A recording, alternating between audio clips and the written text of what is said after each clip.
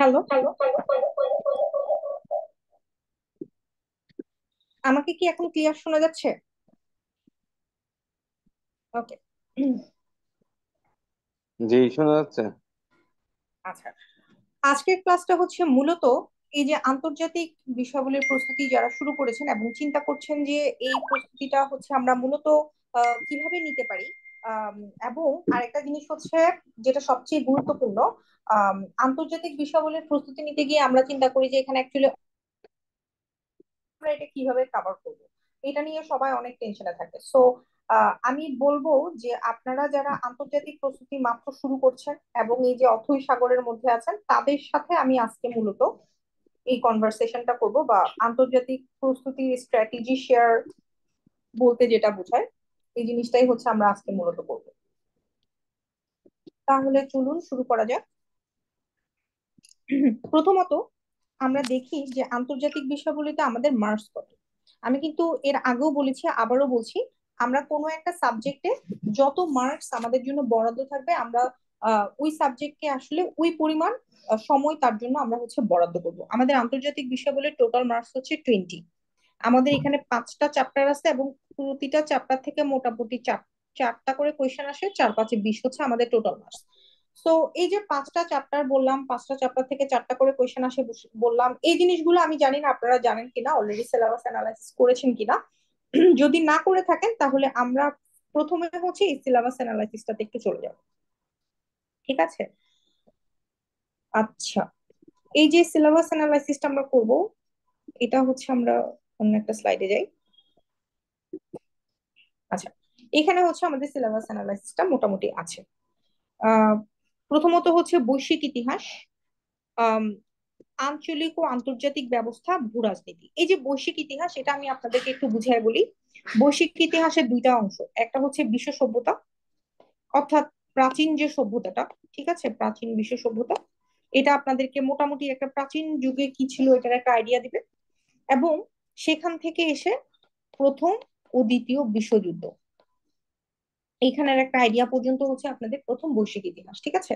আর একটা হচ্ছে আঞ্চলিক ও আন্তর্জাতিক ব্যবস্থা ও ভূরাজনীতি। এই যে জিনিসটা, এই জিনিসটাতে আপনাদেরকে মূলত জানতে হবে হচ্ছে বিভিন্ন দেশ সম্পর্কে, বিভিন্ন দেশের ইতিহাস। এই যে আপনারা এখানে বিভিন্ন দেশের ইতিহাস জানবেন, আপনাদের প্রশ্ন হতে পারে যে আমি কি সবকিছু জানবো?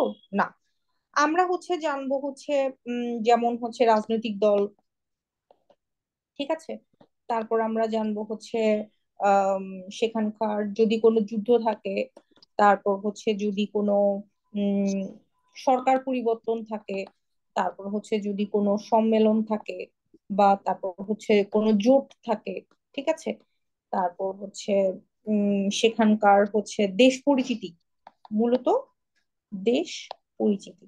এটা হচ্ছে কি আন্তর্জাতিক ব্যবস্থা। আরেকটা কি ভূরাজনীতি। ভূরাজনীতি মানে কি? ভূরাজনীতি মানে হচ্ছে দুইটা দেশের মধ্যে সম্পর্ক, বা এক বা একাধিক দেশের মধ্যে যে সম্পর্ক, বা পৃথিবীর সকল দেশের মধ্যে যে কানেকশন, সেটাও কিন্তু ভূরাজনীতি হতে পারে। ঠিক আছে? তো এই যে দুইটা দেশের মধ্যে সম্পর্ককে আমরা কি বলি? দ্বিপাক্ষিক সম্পর্ক। তিনটা দেশের মধ্যে সম্পর্ককে আমরা কি বলি? ত্রিপাক্ষিক সম্পর্ক। এরকম, এটাই হচ্ছে মূলত ভূরাজনীতি। ঠিক আছে? আচ্ছা, এখানে যেমন মোটামুটি বিরোধপূর্ণ সীমান্ত অঞ্চল, তারপর হচ্ছে আহ প্রণালী, চ্যানেল, এই জিনিসগুলো গুরুত্বপূর্ণ। ঠিক আছে? কি কি বললাম?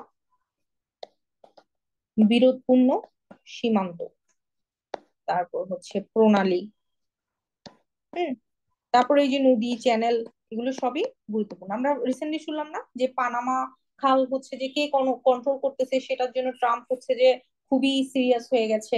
সে শেষ পর্যন্ত আবিষ্কার করলো যে পানামা খাল আলটিমেটলি হচ্ছে চীন হয়তো বা মানে সরাসরি কন্ট্রোল করছে না, বাট চীন হয়তো বা এখান থেকে অনেক বেশি লাভ করছে।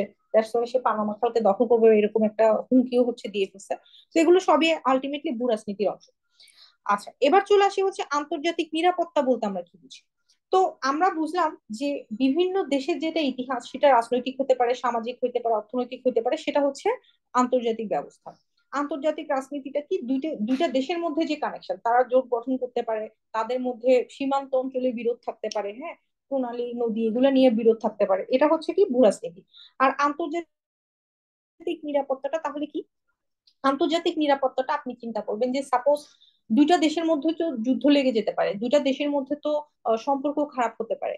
তো আলটিমেটলি তো এগুলো এইভাবে হ্যান্ডেল করা সম্ভব না। যখন থেকে হচ্ছে দ্বিতীয় বিশ্বযুদ্ধ হয়েছে এবং হচ্ছে জাতিপুঞ্জ গঠন হয়েছে, আমরা হচ্ছে কিছু আহ মানে কনসেনসাসের মধ্যে আসছি যে এভাবে আমরা চলবো না। সো আমাদের মানে এখানে বিভিন্ন রাষ্ট্রের মধ্যে কি হবে, বিভিন্ন ধরনের চুক্তি হবে। হ্যাঁ, সো এই যে চুক্তি, তারপর হচ্ছে সেখানে হতে পারে পরমাণু বিরোধী জোট, পরমাণু অস্ত্র বিরোধী জোট হইতে পারে, সামরিক জোট হইতে পারে। ঠিক আছে, এই যে ন্যাটো এটা একটা সামরিক জোট। তারপর হচ্ছে যে যে যে সকল নিরাপত্তা সনদ সমূহ হচ্ছে নেওয়া হয়েছে, এগুলো সব হচ্ছে কি আন্তর্জাতিক নিরাপত্তা ও আন্তঃরাষ্ট্রীয় সম্পর্কের অন্তর্গত। ঠিক আছে, তো এখানে আবার কিছু থিওরি আছে। থিওরির মধ্যে আছে হচ্ছে শক্তি সাম্য, তারপর হচ্ছে যে এই শক্তি সাম্য ভারসাম্য, এই তত্ত্ব, এগুলোর মাধ্যমে কিভাবে আলটিমেটলি, এখানে তো কোনো ম্যাথ নাই, এখানের ম্যাথ হচ্ছে এই জিনিসগুলাই আলটিমেটলি ম্যাথমেটিক্স এখানে।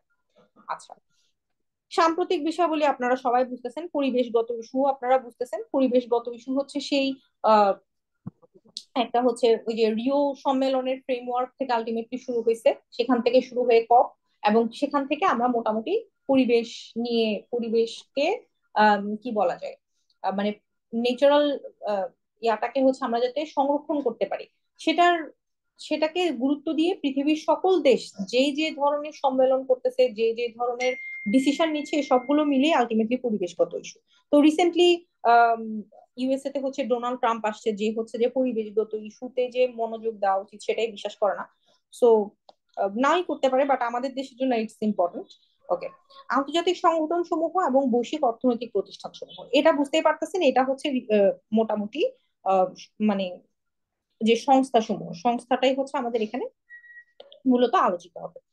সো সেখানে হচ্ছে ইউএন থাকতে পারে, ইউএন এর অঙ্গ সংগঠন গুলো থাকতে পারে, তারপর হচ্ছে বৈশ্বিক অর্থনৈতিক সংগঠনের মধ্যে হচ্ছে ওয়ার্ল্ড ব্যাংক থাকতে পারে, আইএমএফ থাকতে পারে, এবং হচ্ছে যে ডাব্লিউটিও থাকতে পারে, এগুলো তো থাকবেই। এর সাথে আরো অনেকগুলো আছে, এগুলো সবগুলোই থাকবে। আচ্ছা, সো মোটামুটি একটা আইডিয়া পাইছেন যে আন্তর্জাতিকের ইতিহাস কি বলে সিলেবাসটা মোটামুটি কেমন।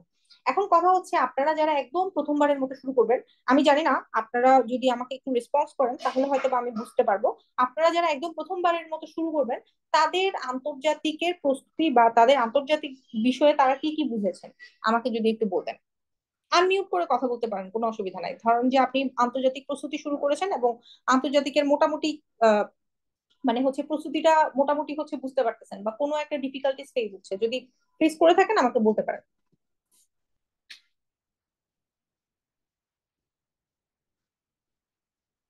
আচ্ছা, কেউ যখন বলছেন না, আমি হচ্ছে নেক্সট ইস্যুতে চলে যাচ্ছি।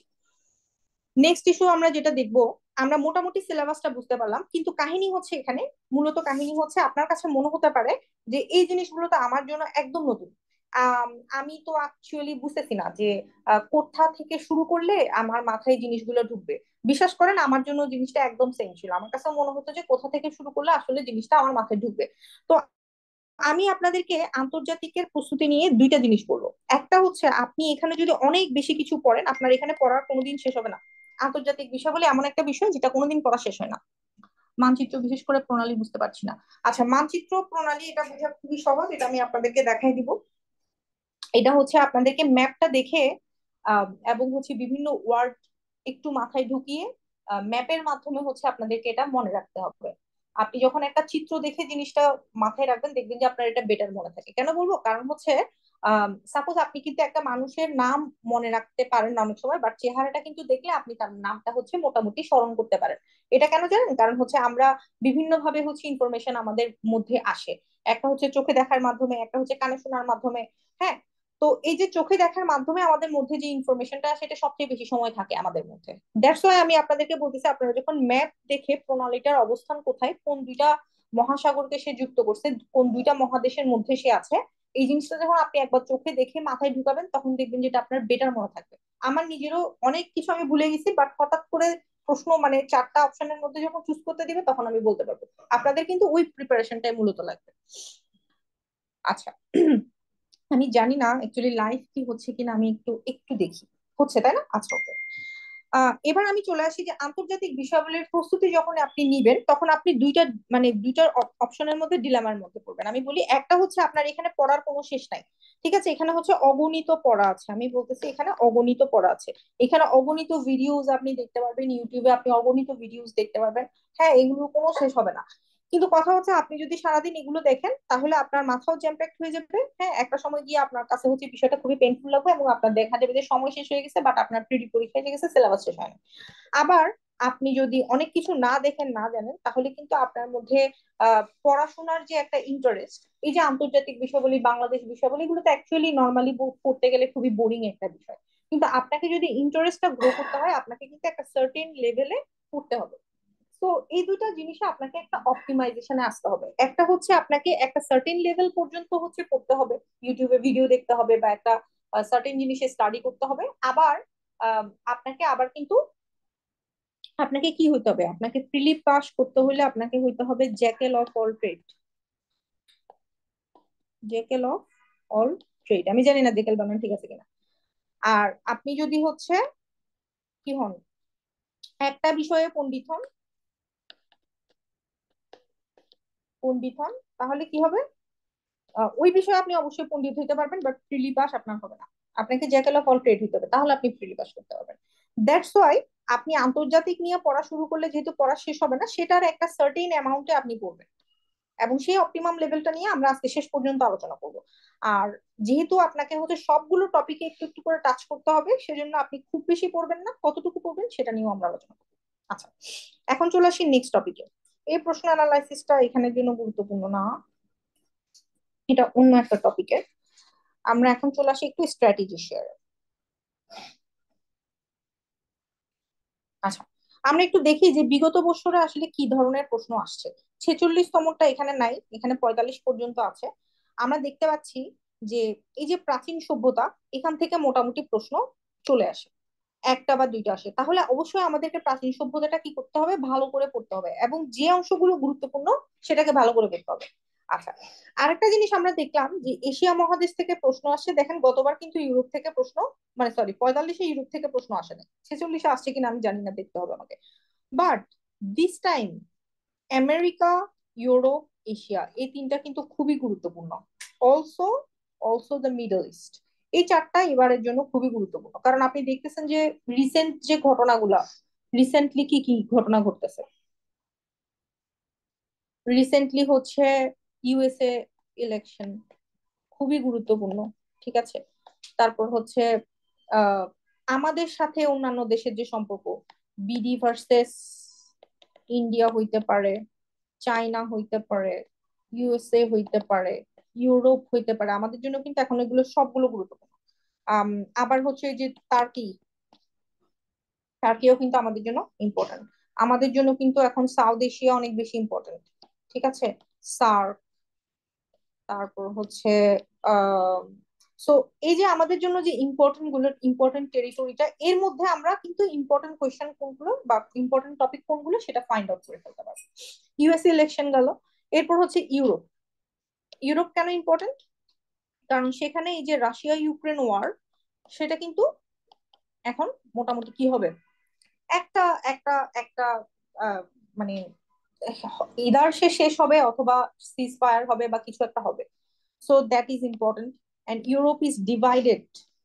এই যে রাশিয়া ইউক্রেন ওয়ারে কি হবে, এটার জন্য কিন্তু ইউরোপ ডিভাইডেড। আপনারা যদি হচ্ছে ডেইলি নিউজ গুলো পড়েন তাহলে কিন্তু এটা দেখতে পাবেন যে ইউরোপ ইজ টোটালি ডিভাইডেড, এবং তাদের বিভিন্ন ধরনের লিডার আছে। যেমন ধরেন যে এখন একটা দেশে যে রাজনৈতিক দলটা ক্ষমতায় আছে সে তো অবশ্যই লিডার, বাট তার যে বিরোধী পক্ষরা আছে তারা কি বলছে এটাও কিন্তু গুরুত্বপূর্ণ, বিকজ ওই দেশে যদি ডেমোক্রেটিক প্রসেসে ইলেকশন হয় এবং ওই যে হচ্ছে যে এখন ক্ষমতায় আছে সে যদি না আসে, তার বিপরীতটা যদি ক্ষমতা আসে, তখন কিন্তু তারা কি বলছে, তাদের ভয়েসটা কি, এটা কিন্তু আবার important. So Europe is totally হচ্ছে ডিভাইডেড। এই যে রাশিয়া ইউক্রেন ওয়ারে কি হবে, এক পক্ষ হলো যে এখনো পর্যন্ত এখনো যারা ক্ষমতায় আছে তারা হচ্ছে ইউক্রেনকে সাপোর্ট করছে, এবং অনেকেই বলছে যে যাতে ইউরোপ হচ্ছে যে আলাদা করে ন্যাটো তৈরি করে, এবং মানে ইউরোপিয়ান ন্যাটো তৈরি করে, এবং সেটা যাতে ইউক্রেনকে কি করে, মানে এইড সাপ্লাই দেয়। আর ইউএসএ এখন কাকে সাপোর্ট করছে, ইউএসএ এখন হচ্ছে টোটালি সাপোর্ট করতেছে রাশিয়াকে। রাশিয়াকে সাপোর্ট করতেছে মানে ডিরেক্ট না, মানে সে বলতে চাচ্ছে যে ওয়ারটা এন্ড হওয়া উচিত এবং আমরা ইউক্রেনকে আর কোনো ধরনের কি দিব না, সহায়তা দিব না। So that is the stand. এই যে স্ট্যান্ডটা, এটা কিন্তু আমাদের জানা লাগবে। কারণ কি, কারণ আপনারা যখন এই স্ট্যান্ডটুকু জানবেন, তারপরে রিটার্নের যখন প্রস্তুতি নিতে যাবেন, তখন দেখবে যে এটা থেকে একটা পরিণতির দিকে চলে যাচ্ছে। ওকে, তার মানে আপনি বুঝতেই পারতেছেন যে এই ইস্যুগুলো এখন কতটা গুরুত্বপূর্ণ। আর মিডল ইস্টে কি গুরুত্বপূর্ণ, মিডল ইস্টে আপনারা দেখবেন যে সিরিয়া, সিরিয়াতে হচ্ছে রিসেন্টলি যে বাশার আল আসাদের হচ্ছে পতন হয়েছে, এবং সেখানে এখন এইচটিএস যে ওদের নেতা হচ্ছে এখন ক্ষমতায় আছে। ঠিক আছে, ওরাও কিন্তু আমাদের এখানের মতো হচ্ছে ইন্টারিম গভর্নমেন্ট বানাইছে হচ্ছে 5 বছরের জন্য। সো ওদের ওইখানে হচ্ছে একদম সবকিছু নতুন করে তৈরি করা হচ্ছে, সো সিরিয়াস ইম্পর্টেন্ট। তারপর হচ্ছে মিডল ইস্টের যে বাকি কান্ট্রি গুলো আছে, ইরান ইজ ইম্পর্টেন্ট। ঠিক আছে, তারপর হচ্ছে সাউদি তো অলওয়েজ ইম্পর্টেন্ট। ঠিক আছে, তারপর হচ্ছে যদি সেখানে কোনো সম্মেলন হয়, দ্যাট ইজ অলসো ইম্পর্টেন্ট। ঠিক আছে, আচ্ছা। তো মোটামুটি বোঝা যাচ্ছে যে কোন কোন টপিক গুলো আমাদের জন্য গুরুত্বপূর্ণ হতে পারে। এই আলোচনাটাতে আমরা আবার পরে আসবো। মোটামুটি আমরা বুঝতে পারলাম। তাহলে দেখেন, এই যে আহ বৈশ্বিক ইতিহাস থেকে কি কি আসতে পারে বা ভূরাজনীতি থেকে কি কি আসতে পারে, এটা কিন্তু শুধু অধ্যায় একে সীমাবদ্ধ না। এটা কিন্তু আবার এই যে সাম্প্রতিকের মধ্যেও চলে আসে। দেখুন গত মানে 45-এ কিন্তু সাম্প্রতিক থেকে একটা মাত্র কোয়েশ্চেন আসে, বাট দ্যাট ডাজন্ট মিন যে এবার সাম্প্রতিকের থেকে 2-3টা কোয়েশ্চেন চলে আসবে না। অর্থাৎ এই যে অধ্যায় 1 এবং অধ্যায় 3, এই তিনটা কি, এই দুইটা কি ইন্টারটোয়াইন্ড। ঠিক আছে, আচ্ছা। এরপর চলে আসেন হচ্ছে পরিবেশ। পরিবেশ থেকে কিন্তু নতুন করে মানে নতুন প্রশ্ন আসবে, বা একদম এটাকে কি বলে, একদম অনেক বাইরে থেকে প্রশ্ন চলে আসবে, নট নেসেসারি। পরিবেশ থেকে কি প্রশ্ন আসবে আপনি দেখবেন যে 2-3টা পাতা, এবং সেটা আপনি মোটামুটি মাথায় ঢুকাই ফেলতে পারবেন। অর্থাৎ পরিবেশ থেকে যে 4 মার্কের কোয়েশ্চেন আসবে সেটা আপনার ভাবতে হবে। কিন্তু দেখেন আপনি 4 মার্কের কোয়েশ্চেন আসে নাই, 4 মার্কের কোয়েশ্চেন আসে নাই, তাহলে দেখেন সবসময় কিন্তু 4 মার্কের কোয়েশ্চেন আসে না। আমরা ধরে রাখলাম যে পরিবেশ থেকে হয়তো বা 2 বা 3-এর কোয়েশ্চেন আসতে পারে, এবং সেটা আমাদেরকে পারতে হবে। তারপর কি আন্তর্জাতিক সংগঠন এবং বৈশ্বিক অর্থনৈতিক প্রতিষ্ঠান সমূহ, তো সেটা থেকে হচ্ছে গতবার অনেক কম প্রশ্ন আসলো। আমি বলবো যে this time it is very important. যেহেতু আমাদের বাংলাদেশে হচ্ছে অলরেডি জাতিসংঘের মহাসচিব হচ্ছে ভ্রমণ করেছেন, জাতিসংঘ ইজ ভেরি ইম্পর্টেন্ট আমাদের জন্য, ইইউ ইজ ভেরি ইম্পর্টেন্ট। ঠিক আছে, UN important, EU is very important. ঠিক আছে, নাও এই মুহূর্তে আমাদের জন্য এগুলো ইম্পর্টেন্ট। আচ্ছা,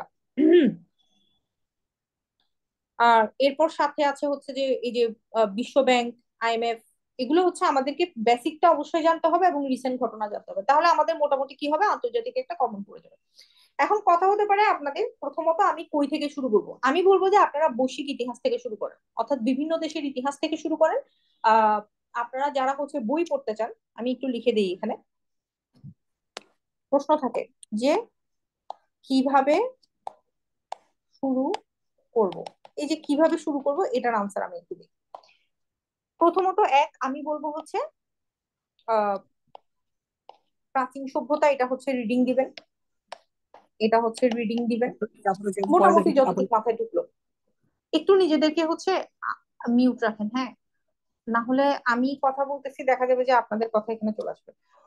ওকে, এরপর আপনারা কি করবেন, আহ এই যে ইতিহাস যে আছে, যেমন হচ্ছে প্রথম বিশ্বযুদ্ধ, ঠিক আছে, দ্বিতীয় বিশ্বযুদ্ধ, এগুলো হচ্ছে কেন হয়েছে, এটা হচ্ছে আপনারা পৌরনীতি ও সুশাসন, আচ্ছা না, এটা হচ্ছে আপনারা আহ ইতিহাস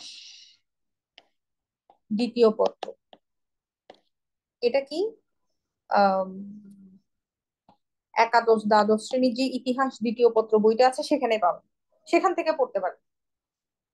অথবা কেউ যদি আপনাদেরকে বইয়ের পিডিএফ দেয়, বা আপনারা কোথাও যদি বইয়ের পিডিএফ পান, সেখান থেকে পড়তে পারেন। অথবা আপনারা আরেকটা জায়গা থেকে পড়তে পারেন, সেটা হচ্ছে আহ অ্যানাটমি অফ দ্য ওয়ার্ল্ড,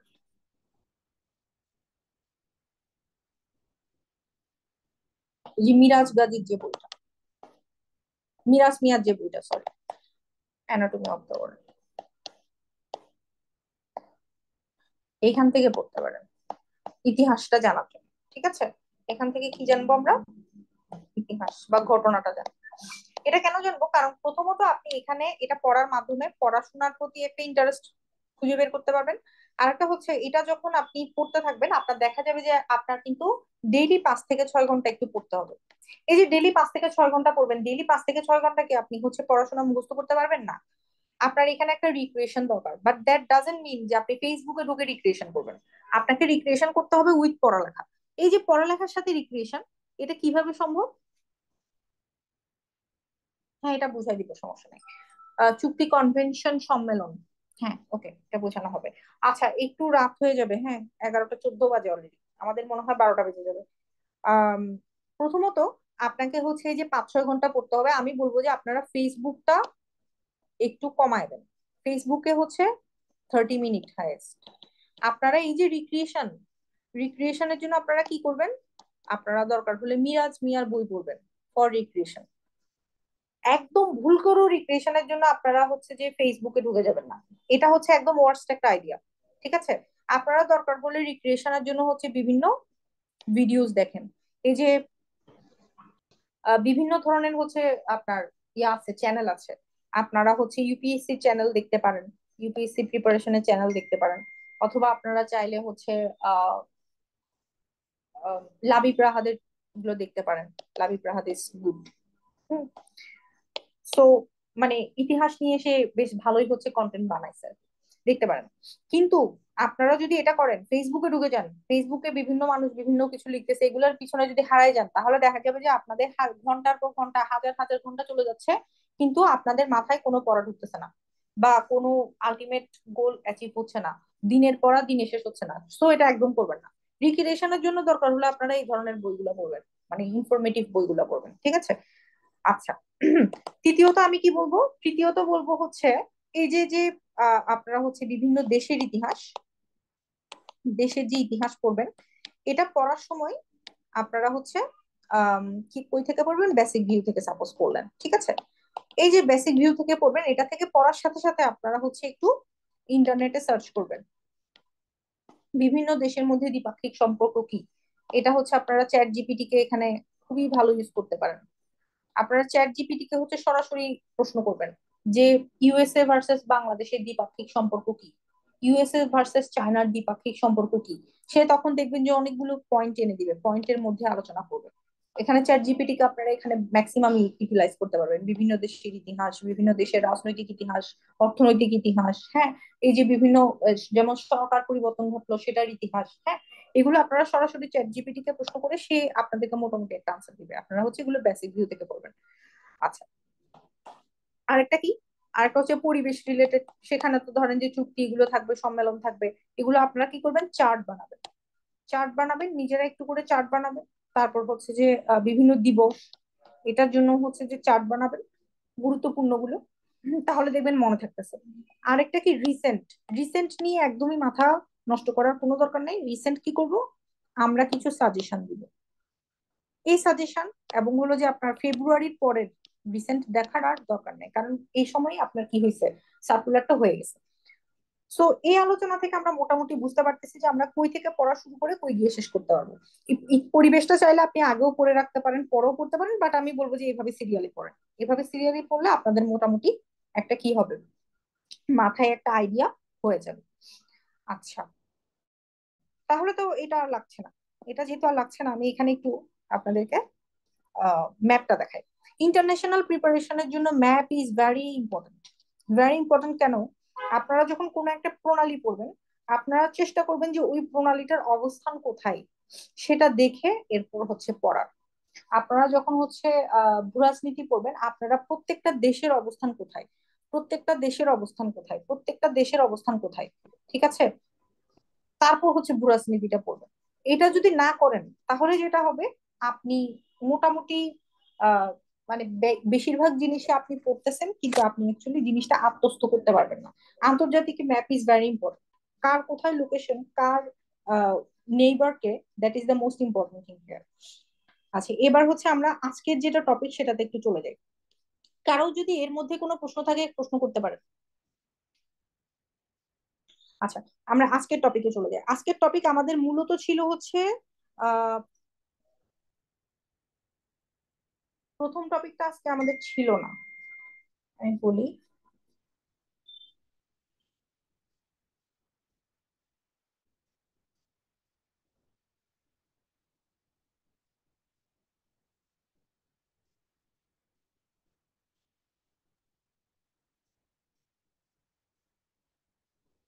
আজকে টপিক মূলত ছিল হচ্ছে ইউরোপ, চায়না, সাউথ এশিয়া, তারপর হচ্ছে আন্তর্জাতিক নিরাপত্তা।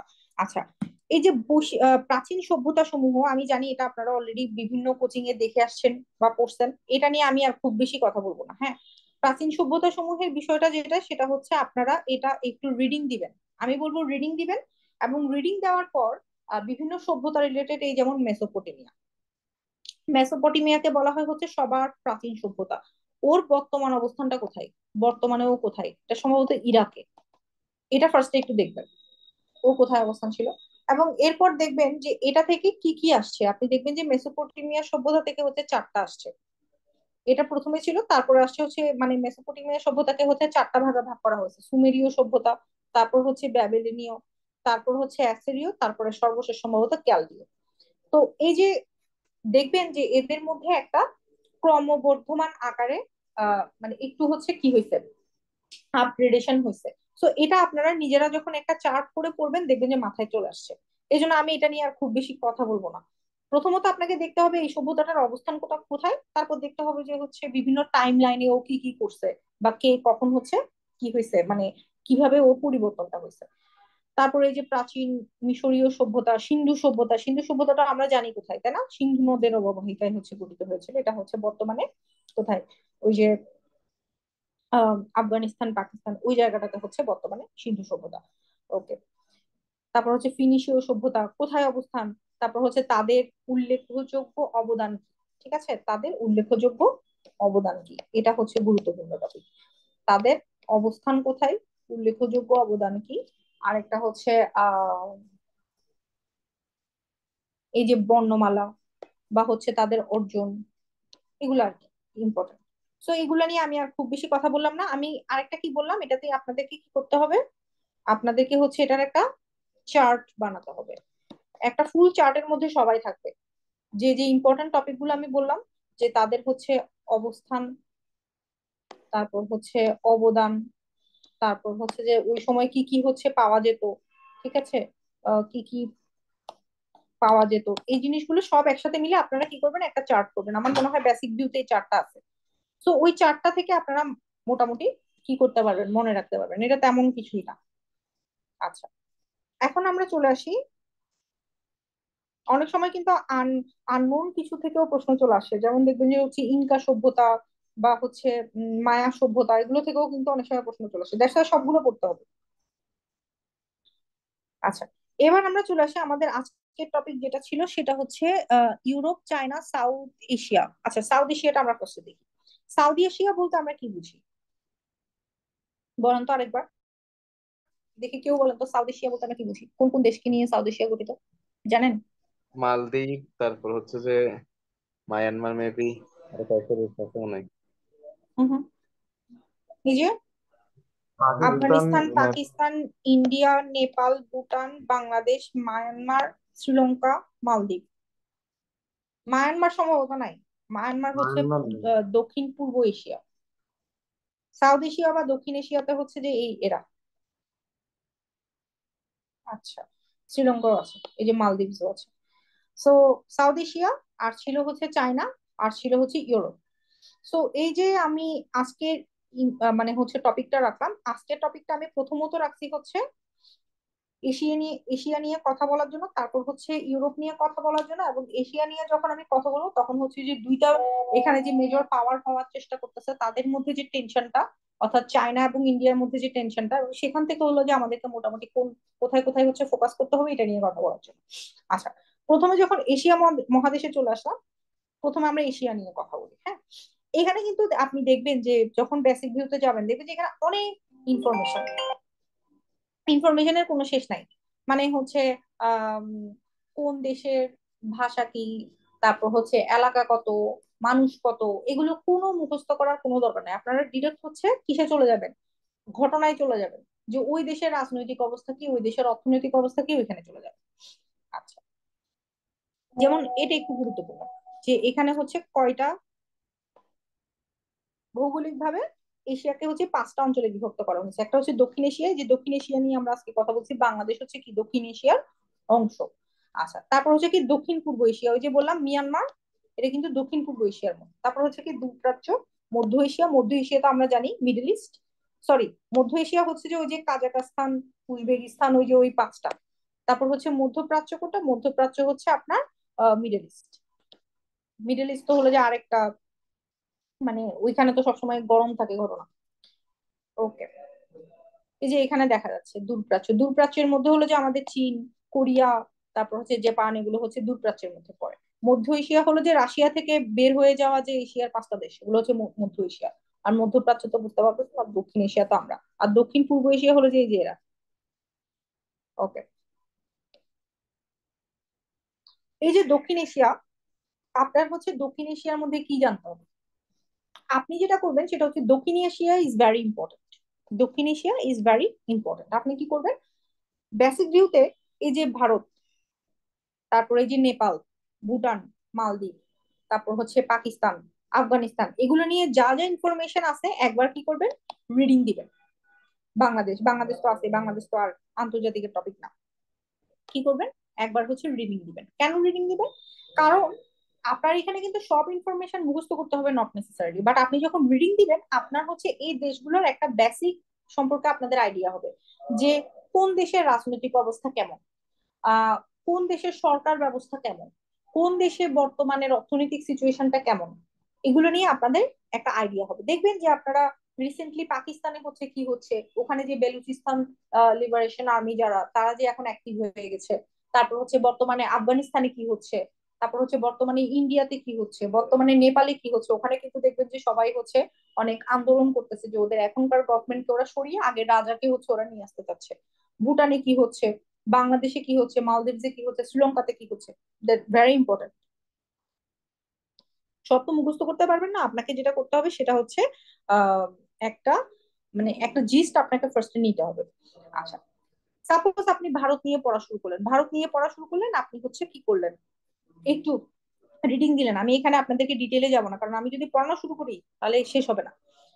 আহ সর্বশেষ সম্ভবত ভারতের কেন্দ্রশাসিত অঞ্চল এবং হচ্ছে আপনার যেগুলো হচ্ছে রাজ্য শাসিত অঞ্চল, তার মধ্যে একটা কি হয়েছে? রিসেটেলমেন্ট হয়েছে। কেন্দ্রশাসিত অঞ্চলের সংখ্যা মনে হয় একটু চেঞ্জ হয়েছে। এই যে চেঞ্জটা হয়েছে এটা কিন্তু আপনাকে একটু দেখতে হবে। ঠিক আছে, এই যে জম্মু কাশ্মীরকে হচ্ছে যে নতুন করে কেন্দ্রশাসিত অঞ্চল ঘোষণা করা হয়, এটা আপনাকে একটু দেখতে হবে। এখন আপনি এটা দেখতে গিয়ে একটু ছোট করে এই যে চ্যাট জিপিটি, তার কাছে হচ্ছে সার্চ দিবেন যে এক্স্যাক্টলি কেন, আহ, কেন এই কেন্দ্রশাসিত অঞ্চল, রাজ্য শাসিত অঞ্চল থেকে জম্মু কাশ্মীর এবং লাদাখকে কেন এক্স্যাক্টলি কেন্দ্রশাসিত অঞ্চলের আন্ডারে নিয়ে আসা হয়েছিল। এটা একটু আপনারা সার্চ দিবেন এবং সার্চ দিয়ে হচ্ছে পড়বেন।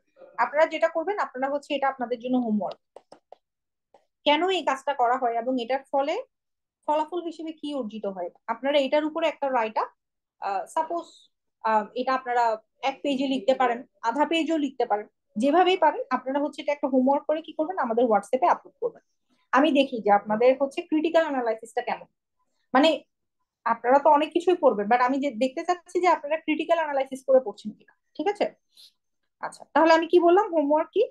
হোমওয়ার্ক হচ্ছে এই যে জম্মু কাশ্মীর এবং লাদাখকে যে কেন্দ্রশাসিত অঞ্চল ঘোষণা করা হয়েছে, প্রথমত কেন এই কাজটা ভারত সরকার করতে গেল, দ্বিতীয়ত এটার ফলাফল সম্পর্কে, এটার ফলাফলে কি অর্জিত হয়েছে, হচ্ছে কেন করা হয়, আর একটা হচ্ছে কি ফলাফল, ফলাফলে কি অর্জিত হয়। এরপর চলে আসেন, রিসেন্টলি কিন্তু ভারতে হচ্ছে কি হয়েছে, কয়েকটা নির্বাচন হয়েছে, এগুলো একটু দেখবেন। আচ্ছা, তারপর হচ্ছে এবার চলে আসেন সেভেন সিস্টার্স। সেভেন সিস্টার্স অনেক ইম্পর্টেন্ট, তাই না? কারণ আমাদের অনারেবল চিফ অ্যাডভাইজার কিন্তু রিসেন্টলি সেভেন সিস্টার্স নিয়ে কথা বলেছেন, যে সেভেন সিস্টার্স কিন্তু আমাদের, মানে সেভেন সিস্টার্স এর নিরাপত্তা আমাদের উপর ডিপেন্ড করে, আবার সেভেন সিস্টার্স এর যে অর্থনীতি, এটাও কিন্তু অ্যাকচুয়ালি আমাদের উপর ডিপেন্ড করে। ডিপেন্ড করে কিভাবে? অ্যাকচুয়ালি ডিরেক্টলি ডিপেন্ড করে না, বিষয়টা হয় কি, আহ তাকে রাখা যাচ্ছে। জিনিসটা হয় কি, সেভেন সিস্টার্স কিন্তু বলতে গেলে ল্যান্ড লক কান্ট্রি। হ্যাঁ, সেভেন সিস্টার্স কে আমি কি বললাম? Land locked country. Land locked country মানে কি, ওদের কিন্তু কোনো সমুদ্র নাই, সমুদ্র ওপেনিং নাই।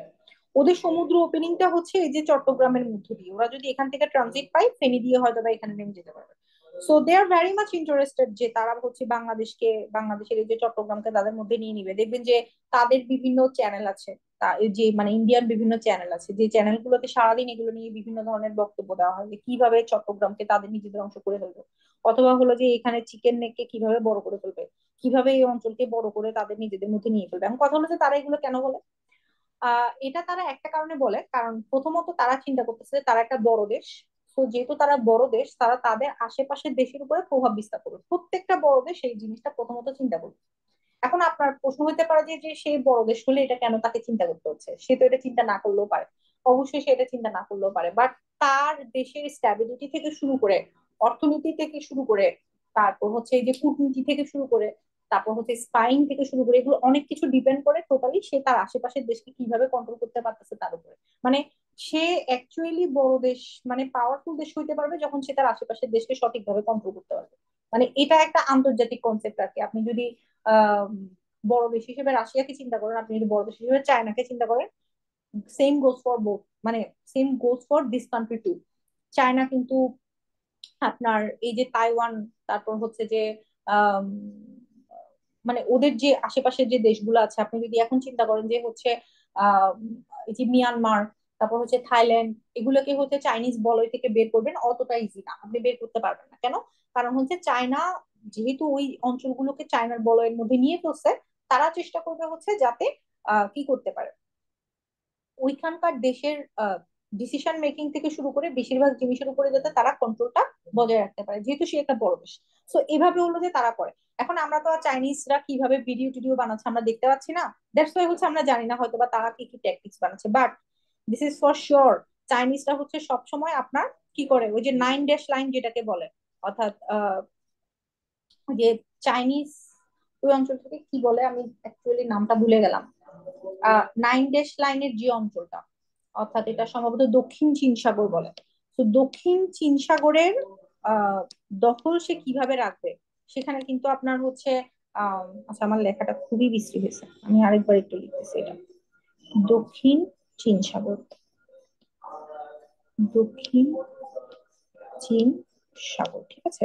দক্ষিণ চীন সাগরে কিন্তু আপনার হচ্ছে যে কম্বোডিয়া, লাওস, থাইল্যান্ড, তারপর হচ্ছে যে মালয়েশিয়া, এরা কিন্তু সবাই আছে, কিন্তু সে কিন্তু তাদের কাউকে হচ্ছে কি না দিয়ে, কোনো ধরনের এক্সেস না দিয়ে, বা এক্সেস অবশ্যই দিবে, কিন্তু তাদের হাতে সে ক্ষমতাটা কোনোভাবেই যেতে দিবে না। দক্ষিণ চীন সাগরের উপর সে কিভাবে প্রভাব বজায় রাখবে এটা কিন্তু চায়না সবসময় চেষ্টা করে। এবং এটার জন্য কিন্তু সে কি কি, সে বিআরআই প্রজেক্ট আনছে, সে হচ্ছে যে স্ট্রিং অফ পার্লস আনছে, ঠিক আছে, স্ট্রিং অফ পার্লস, হ্যাঁ। এবং হচ্ছে সে যে বিভিন্ন ধরনের প্রজেক্ট গুলো করে, যেটার মাধ্যমে সে হলো যে বিভিন্ন বন্দর দখল করতে চায়, বা বিভিন্ন দেশের বন্দরকে হচ্ছে যে সে লিজ নিয়ে ফেলতে চায়, এগুলো সবই কিন্তু তার আলটিমেটলি কি, আহ এটা কিন্তু সবগুলো তার কূটনীতির অংশ, ঠিক আছে। Chequebook diplomacy, chequebook diplomacy. So আপনাদের কাছে মনে হইতে পারে যে যে এগুলো আমি কিভাবে এত কিছু জানবো, এগুলো এত কিছু আপনার জানতে হবে না, আপনি পড়া শুরু করেন, পড়তে পড়তে আস্তে আস্তে চ্যাট জিপিটির সাথে কি একটু আড্ডা দিলে দেখবেন যে এই জিনিসগুলো আপনার মাথায় চলে আসতেছে, কারণ সে তো আপনাকে এই লাইন গুলো বলবে, এই পয়েন্ট গুলো বলবে। চেকবুক ডিপ্লোমেসি কি, চায়নাকে নিয়ে কথা বলতে গেলেই সে দেখবেন যে এই কথাগুলো আপনাকে বলবে। আচ্ছা, অথবা আপনারা এই যে যখন বেসিক ভিউতে পড়বেন সেখানে হচ্ছে জিনিসগুলো পাবেন, যেখানে যখনই একটা নতুন লাইন পাবেন, আমি বলবো যে আন্তর্জাতিকে যখনই একটা নতুন লাইন পাবেন সেটা কি করবেন, একটু সার্চ দিবেন, সার্চ দিয়ে দেখবেন যে এটা বলতে কি বুঝাইছে। ওকে, তো আমাদেরকে কি জানতে হবে, সেভেন সিস্টার্স হচ্ছে কোনগুলা, এবং সেভেন সিস্টার্স এ কিন্তু ঢোকার একটাই জায়গা, সেটাকে আমরা কি বলি, chicken neck, chicken neck corridor, ঠিক আছে। এবং এই চিকেন নেকটা হচ্ছে ভারতের জন্য সিকিউরিটি ইস্যু। আমাদের চিকেন নেক কোথায়, আমাদের চিকেন নেক হচ্ছে ফেনীর এখানে। ওকে, তারপর হচ্ছে কাশ্মীর সমস্যা, দ্যাট ইজ ভেরি ইম্পর্টেন্ট। মানে একবার যে রিডিং দিয়ে যাবেন যে কাশ্মীর সমস্যা বলতে আসলে কি বোঝায়।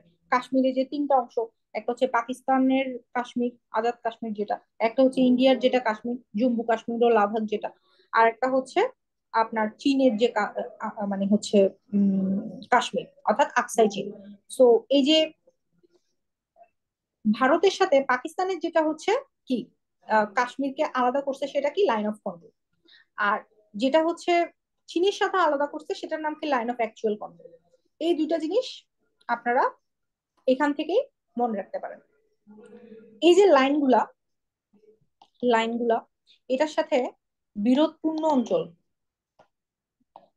ঠিক আছে, একদম ইন্টারকানেক্টেড।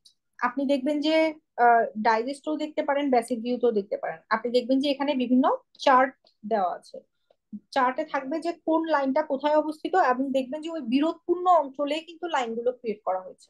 হুম, আমি জানি না আমার আজকে স্লাইডে এগুলো আছে কিনা, আমি নেক্সট স্লাইডে হলো যে এরকম কিছু জিনিসপত্র আছে বিরোধপূর্ণ অঞ্চল। হ্যাঁ, আচ্ছা দেখেন, ভারতের বিরোধপূর্ণ অঞ্চল কি কি? বিভিন্ন দেশের সাথে তার বিরোধপূর্ণ অঞ্চল আছে। একটা হচ্ছে কি অরুণাচল, চীনের সাথে হলো যে তার একটা অরুণাচল অঞ্চলে হচ্ছে ম্যাকমোহন লাইন, এটা হচ্ছে কি একটা বিরোধপূর্ণ অঞ্চল। আপনি দেখবেন যে রিসেন্টলি কিন্তু বাংলাদেশ সরকারকে চীন এটা দাবি জানাইছে যাতে অরুণাচল প্রদেশকে তারা চীনের অংশ হিসেবে দেখায়। হুম, আর কিন্তু বইটা দিবা আমার, বেসিক ভিউ বইটা। হ্যাঁ হ্যাঁ, বুঝি নাই, আরেকবার বলবেন? আমি বুঝতে পারিনি আপনি কি বলেছেন, আরেকবার একটু বলবেন? আচ্ছা, সো এই যে রিসেন্টলি কিন্তু চীন হচ্ছে আমাদের কাছে দাবি জানাইছে যে অরুণাচল প্রদেশকে যাতে আমরা কি করি, আহ চীনের অংশ হিসেবে দেখাই। তো অরুণাচল প্রদেশকে কি আমরা এখন চীনের অংশ হিসেবে দেখাইতে পারবো? বলেন তো, আমরা কি পারবো কিনা একটু বল। হ্যাঁ অথবা না আনসার দিতে পারেন।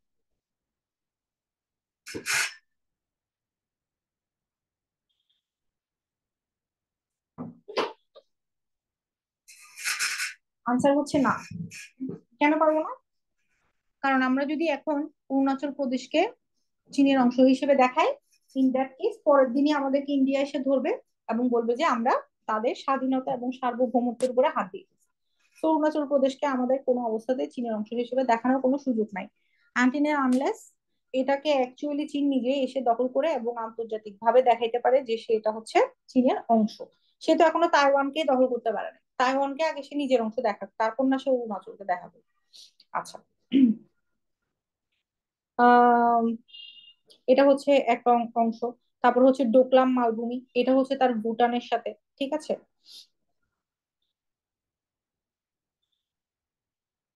তারপর হচ্ছে নাথুলা পাস, নাথুলা পাস হচ্ছে ভারতের সিকিম থেকে চীনের তিব্বতে যাওয়ার পাহাড়ি পথ।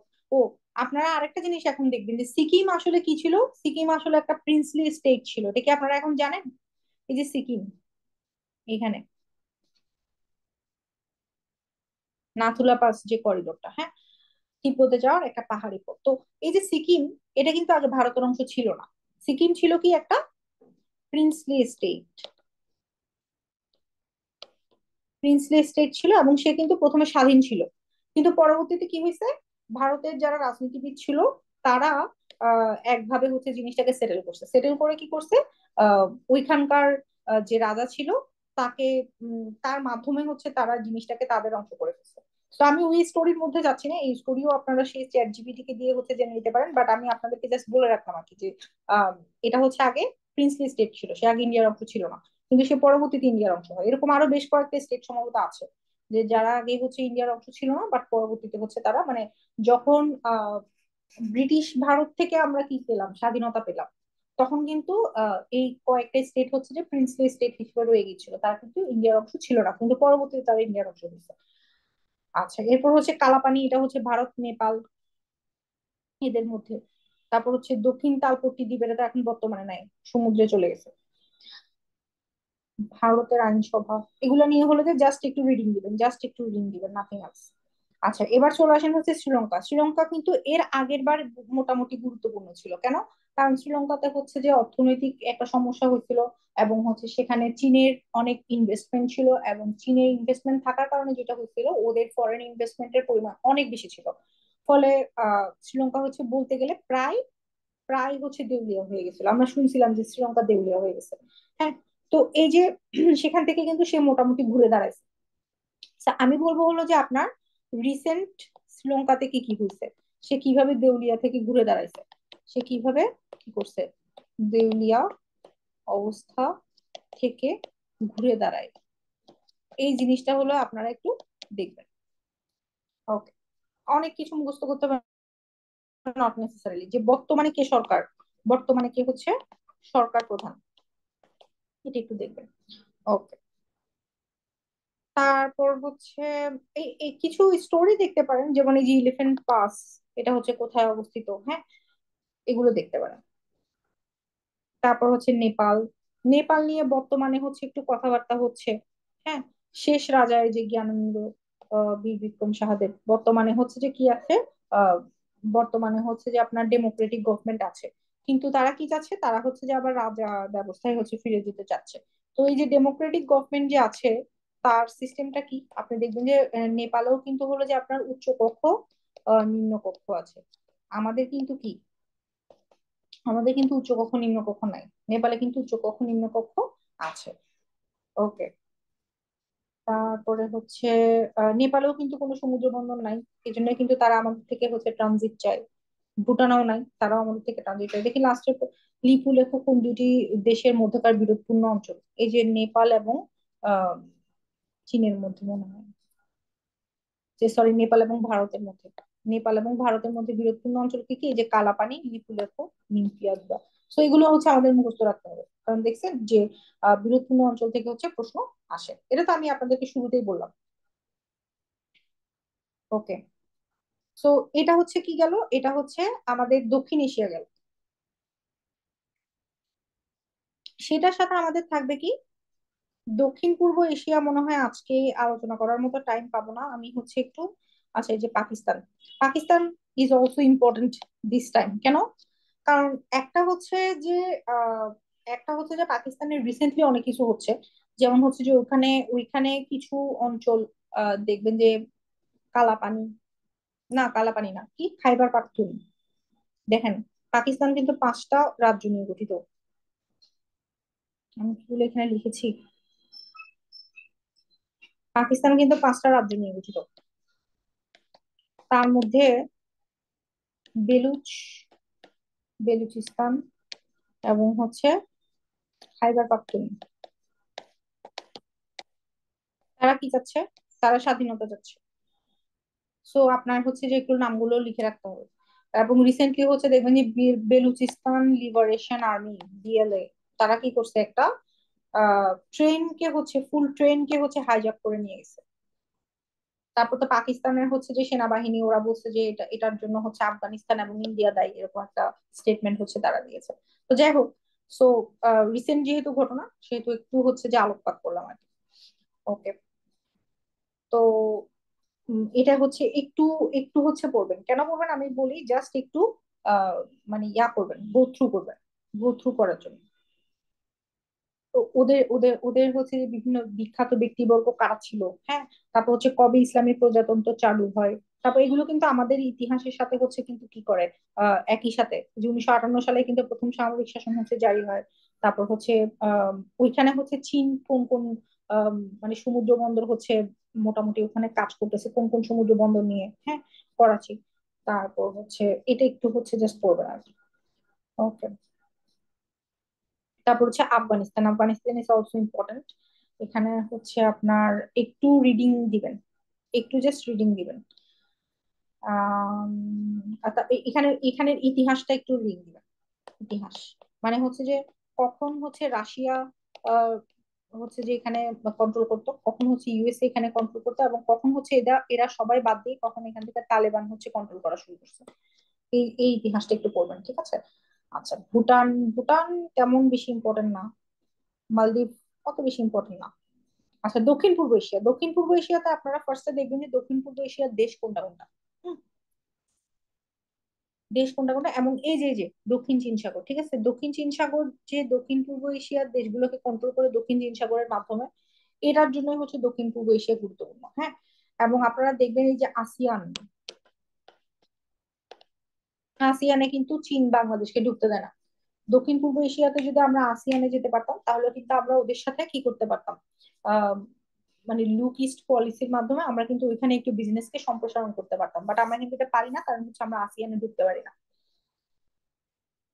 আচ্ছা, এখানে আপনারা যেটা দেখবেন সেটা হচ্ছে যে আহ একটু জাস্ট রিডিং দিবেন যে কোন দেশে হচ্ছে ইম্পর্টেন্ট কি আছে। যেমন হচ্ছে যে ফিলিপাইনের মেনিলাতে হচ্ছে আন্তর্জাতিক ধান গবেষণা ইনস্টিটিউট আছে। এই ধরনের ইনফরমেশন যেগুলো, এগুলো একটু হচ্ছে রিডিং নেবেন। আচ্ছা, Myanmar also very important this time. এখানে আপনারা হচ্ছে রোহিঙ্গাদের ইতিহাসও পড়বেন, তারপর হচ্ছে আরাকান আর্মির ইতিহাসও পড়বেন, ঠিক আছে? রোহিঙ্গা পড়বেন, সাথে হচ্ছে বর্তমানে তাদের যে রাজনৈতিক ব্যবস্থা, শাসন ব্যবস্থা, হ্যাঁ, সেটা হচ্ছে পড়বেন। তারপর তাদের যে রাজনৈতিক দল, যেমন এনএলডি হচ্ছে সম্ভবত ওই যে আহ অং সান সুচি যে উনার উনার দল, কিন্তু বর্তমানে তো হচ্ছে উনি ক্ষমতায় নাই, ওনাকে তো হচ্ছে অন্তরীণ করে রাখছে। বর্তমানে যেটা হচ্ছে জান্তা সরকার, তাদের সরকারের নাম হচ্ছে একটু মানে জান্তা, সামরিক জান্তা, তাদের সরকারটার নাম হচ্ছে যে একটু জানবেন। এতটুকুই মোটামুটি ইম্পর্টেন্ট। আচ্ছা,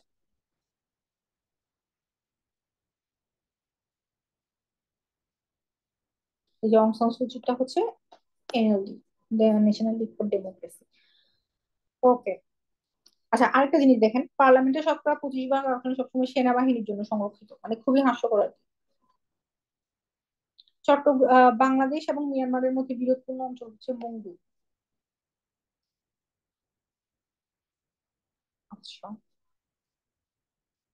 ও, এটাও একটু গুরুত্বপূর্ণ কিন্তু, যে রোহিঙ্গাদের নাগরিকত্ব কবে বাতিল হয়, 1982 সালে। ওরা কিন্তু এখনো পর্যন্ত স্টেটলেস পিপল, হ্যাঁ।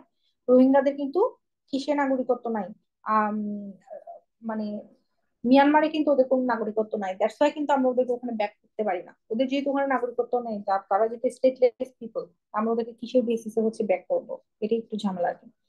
আচ্ছা, মালয়েশিয়া খুব বেশি গুরুত্বপূর্ণ না, একটু রিডিং। তারপর হচ্ছে Indonesia also reading, Singapore also reading.